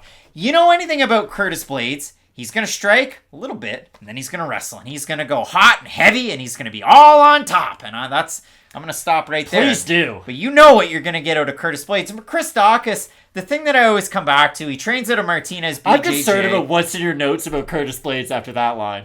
When it comes to Chris Daukaus, everybody talks about, well, again, we know that he's lighter for heavyweight. We know that he's fleet of foot, that his boxing's very good. We go back to, pick any of his fights that we've seen so far in the UFC where he's come out on the winning end. The Abdurakhimov knockout, the Oleinik knockout, the Nascimento fight, the fight against Parker Porter. I thought the Porter fight, he looked really speedy. He was able to evade. I really like what I've seen out of Daukaus in that respect. But when it comes back to jiu-jitsu, we just haven't seen it. And he doesn't have any wins by submission as a pro. Neither does Blaydes. But everybody likes to say, okay, well, he has Kyle Daukaus. Well, Brent Gretzky had Wayne Gretzky, and Brent played for the Danbury Trashers. And then you go through it Tom Glavine was great with the Braves. One of the all-time greats. But, he also had a brother, Mike Glavine, who played in the majors and was a hitter, and he hit 143. He's a great NCAA coach right now in baseball, but, again, you're not as good as your brother. You never are. There was Eric Lindros, there was Brett Lindros. I can go on for days about this one, but with Chris, we just don't see the jiu-jitsu like we do see out of his brother. And I've got a pretty big rule on this channel to where if I don't see it in the cage, I don't believe it's a thing. Not really. That is an over-exaggeration. But here's the thing. If you're this good at jiu-jitsu, why the hell don't we ever see it? Because his hands are so good. It doesn't matter, though. Even with Jose Aldo, one of the greatest strikers of all time, we at least saw some glimpses of his grappling, at least defensively, in most of his fights. When guys would take him down, you could tell how good of a grappler he was just by how fast he'd get back up to his feet or just by how fast he could break your hands in the clinch. Chris Daukaus hasn't shown any of those skills throughout his career up until this point. And it's not like with a Tom Aspinall, Tom Aspinall's Twitter name, hear me out, is Aspinall, followed by these 3 letters, BJJ. We all know what they stand for, Brazilian Jiu-Jitsu. That's how big of a part of his life BJJ has been. And we saw glimpses of it throughout his career up before he submitted Alexander Volkov. So you knew that, okay, if Aspinall can't box up his opponent, in the back pocket, he's going to have this great Jiu-Jitsu. I don't doubt Chris Daukaus is a good grappler. I would just like to see it more. And the thing about Curtis Blaydes is, does he struggle against the upper echelon of heavyweight? Yeah, he does. He's been finished by Francis twice. He's been finished by Derek Lewis once. Those are 2 of the most heavy-handed fighters, regardless of combat sport, we've ever seen. Ever. And the fact that Curtis Blaydes lost to those 2 knockout artists by knockout doesn't mean we have to completely write him off as a contender at this division. Do we know his limitations as a striker? I think we do. I don't think Curtis Blaydes is ever going to be able to go out there and thoroughly outstrike a top 10 guy for 15 minutes. I know he was able to knock out JDS, but that was an older JDS at that stage of his career, and a lot of his strikes were set up by the threat of the takedown, which against someone like JDS, he really has to respect that and put his hands down. If Daukaus is this great grappler, not even a great grappler, but just if Daukaus is comfortable off of his back, it will give him a lot of success in this fight because he won't be worried as much about the takedown attempts of Blaydes. And I really do think that when you're fighting someone like Curtis Blaydes, it's more of an exercise with your mentality more than anything. It's okay. I realize I'm here to wrestle. What am I going to do about that? If you're someone like Francis or Derek Lewis, you're going to figure out ways to time the uppercuts. You're going to figure out ways to land your big power shots because those are cerebral fighters. I know we like to look at Francis and look at Derek Lewis as, wow, they're just big knockout punchers. No, they're really, really smart people too who are thinking about all this as they're setting up those knockout punches. I think Curtis Blaydes is the far more skilled fighter in this fight, but there's one thing about Blaydes that I absolutely hate, and it really cost him against Derek Lewis. Yes, he's a great wrestler. Are his entries very good, though? Not at all. Very long. They are, and that's always something that's really going to give him issue against the top-tier power punchers, because if you're a good wrestler, and if I know you're coming to wrestle, all I gotta do is meet you point A to point B at some point while you're going for one of those takedowns, and maybe I'm not strong enough to knock you out with one punch in the middle of the cage, but if you're meeting my punch halfway there, it's just gonna make me seem like that much more of a devastating puncher. So could I see Daukaus landing one of those short in-between punches? I definitely could, but the thing with Daukaus, like you had said, what's the thing that makes him special in the heavyweight division? It's his speed, it's his footwork, it's all those things that don't make him a traditional heavyweight. Well, to beat Curtis Blaydes, I actually think you do need to be a traditional heavyweight, and that's why I like Blaydes so much in this matchup. Well, you have a look at it for Chris Daukaus. He's coming off a 5-round main event that did not go 5 rounds. Not long ago. 2 months ago against Derek Lewis, he gets finished. His first UFC loss. For Curtis Blaydes, his fight against Derek Lewis, for what it's worth, was a year ago. His fight against Jairzinho Rosenstruik was about 5 months ago. Curtis Blaydes has fought in many a main event with the UFC. And what's the highlight of his UFC career? Probably the win over Overeem. And that's the thing that I keep on going back to. His 3rd round ground and pound against Alistair Overeem is some of the most vicious, the elbows that he landed from guard. And that's the thing. Most of the time you have to pass guard. Because, again, if you watch MMA, what's so important about guard? Well, guard, my legs, half my body, I can use them offensively, defensively. Curtis Blaydes, in a lot of his fights, will just lay and pray. Let's just tell it like it is. He's not the most exciting grappler of all time. But in that one fight, we saw just behind the curtain a little bit, and it was one of those violent shows we've ever seen behind that curtain. It would be nice if Curtis Blaydes would show that side of him again, because he's not a devastating puncher on the feet. He's a big guy who has improved stand-up, but again, not a great knockout puncher by any means, not a true submission threat. Again, he's someone who really does have to rely on his takedowns, and just overall consistency throughout a fight. I think we did see that aggressive ground and pound side of Curtis Blaydes again. That's how he could get himself back up to a title shot. I don't know if we are ever going to see that version of him, but I do think that if Curtis Blaydes can just wrestle for 5 rounds, he should be able to beat Chris Daukaus, which is wild to say, because I thought Daukaus was going to beat Derek Lewis. When you look at it for Chris Daukaus, too, I mean, great pop at the end of his shots. He's a guy that can really throw those long-range straight shots and find a home for them, pressure right up against you, get the win, get the finish. Obviously, his fight against Shamil Durkimov, a knockout, Parker Porter, and we go through them. He's been so impressive in the UFC. We have a look at Fight Night Picks. Through this out there in the community tab. If you're subscribed, you're going to get that on your feed. But we throw these polls out here because we want to hear from you, but also we definitely read your responses. We do care what you have to say about these. So 1,500 total votes. We're doing it right now. For the number 4 ranked Curtis Blaydes, 74% of the fans going with him. For the number 8 ranked Daukaus, 26. We go over into that comment section. And for LJ says, you could be he, they, I don't know. But LJ says, they say, I genuinely feel like Blaydes is a dark horse in the division, but he comes up short sometimes. He's like Dillian White. He's been the number 1 contender for 6 years now. So at a certain point, Curtis Blaydes has got to get his opportunity. We have Philip KCA Calloway saying, this is a tough one for me to pick. I love watching both these guys. Kurt has more juice, though, and crazy fast hands, and that much is true. It could happen 21 saying, from a London card where you couldn't miss picks if you tried, to a card where it's a who's who. Definitely need the boys for this one. That sounds like I'm just patting myself on the back, but it could happen 21. Thanks for picking us up. So far, I like Max Payne for the KO and Olynyk to get the sub for his 60th and retire. I like Daukaus in the main, but I don't know if Blaydes can control him and hold him down. It'll be interesting. Askarov and Kai for my fight of the night. I agree with that. First last saying, Blaydes striking is becoming more refined and should really be able to neutralize Daukaus in the clinch. Curtis via lay and pray, a la John Fitch. So I'm at the odds for this one. I want to make sure I throw those ones out there. Curtis Blaydes is a pretty big favorite. Open to -300, roughly a -367. For Daukaus, open to +250, +282. And I mean, Matt, I think Chris Daukaus is a hell of a fighter. I don't think 2 months after you lose to Derek Lewis, you should fight Curtis Blaydes. Okay, James Harden isn't good in the playoffs or when games matter. But if you just look at his playoff resume, he lost to Miami Heat in 2012 in the finals. He's lost to Golden State. It's like, okay, those are all forgivable losses. You kind of make the same excuse for Curtis Blaydes. You lost to Francis twice, and you've lost to Derek Lewis in one of the most vicious ways possible. Those are all forgivable losses, and those are fighters who don't fight anything like Chris Daukaus. Again, Daukaus relies on his hand speed, and he does get knockouts, but he sets them up with his speed and with his volume, and he finds openings through your defense, more as just relying on the force of one big shot. I could see Chris Daukaus actually boxing up Curtis Blaydes as this fight goes on, similar to how Rosenstruik was able to against Blaydes, because you have to remember, Blaydes didn't do anything in the top position in that fight, but he was able to secure takedowns. What happened when the fight was on the feet, though?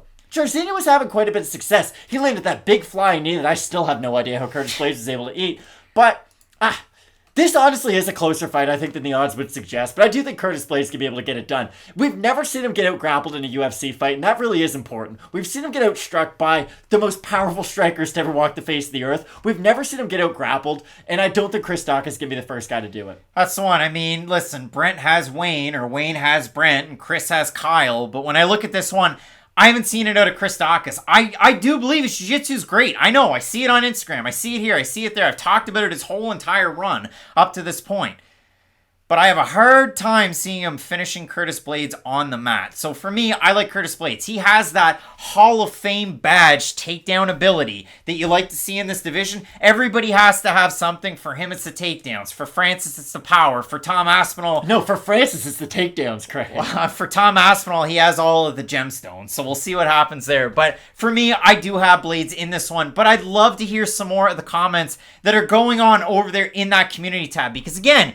You folks have 74% of you going with Blaydes out of 1,500 total votes. It's way more than the Tapology votes. And we'd definitely love to hear from you. Let us know down below on these videos who you have. Toss a like. Subscribe if you haven't, because it really does help out the channel. And in 2022... it's really been taking off again this year, and we love to see it, and it's all thanks to you guys. So thank you so much for the support this year. And if you enjoyed these prediction videos, like Craig had said earlier on, we do have one last look at the fights. It normally starts 2 hours before the fight night start. It's a show called Question Mark Kicks. It's a great time. Again, just gives us one last chance to go through the card. If there are any weight misses, any, last chance switches, that's where we get the chance to talk to you guys about it, answer some of your questions. It's always a lot of fun over there. It gets rowdy in that comment section. Is just it really moves. So check out Question Mark Kicks 2 hours before the prelims on Saturday. A big time card coming up from Columbus. You don't say that very often. Keep it locked in with Fight Night Picks, and as we always say, let's get into it.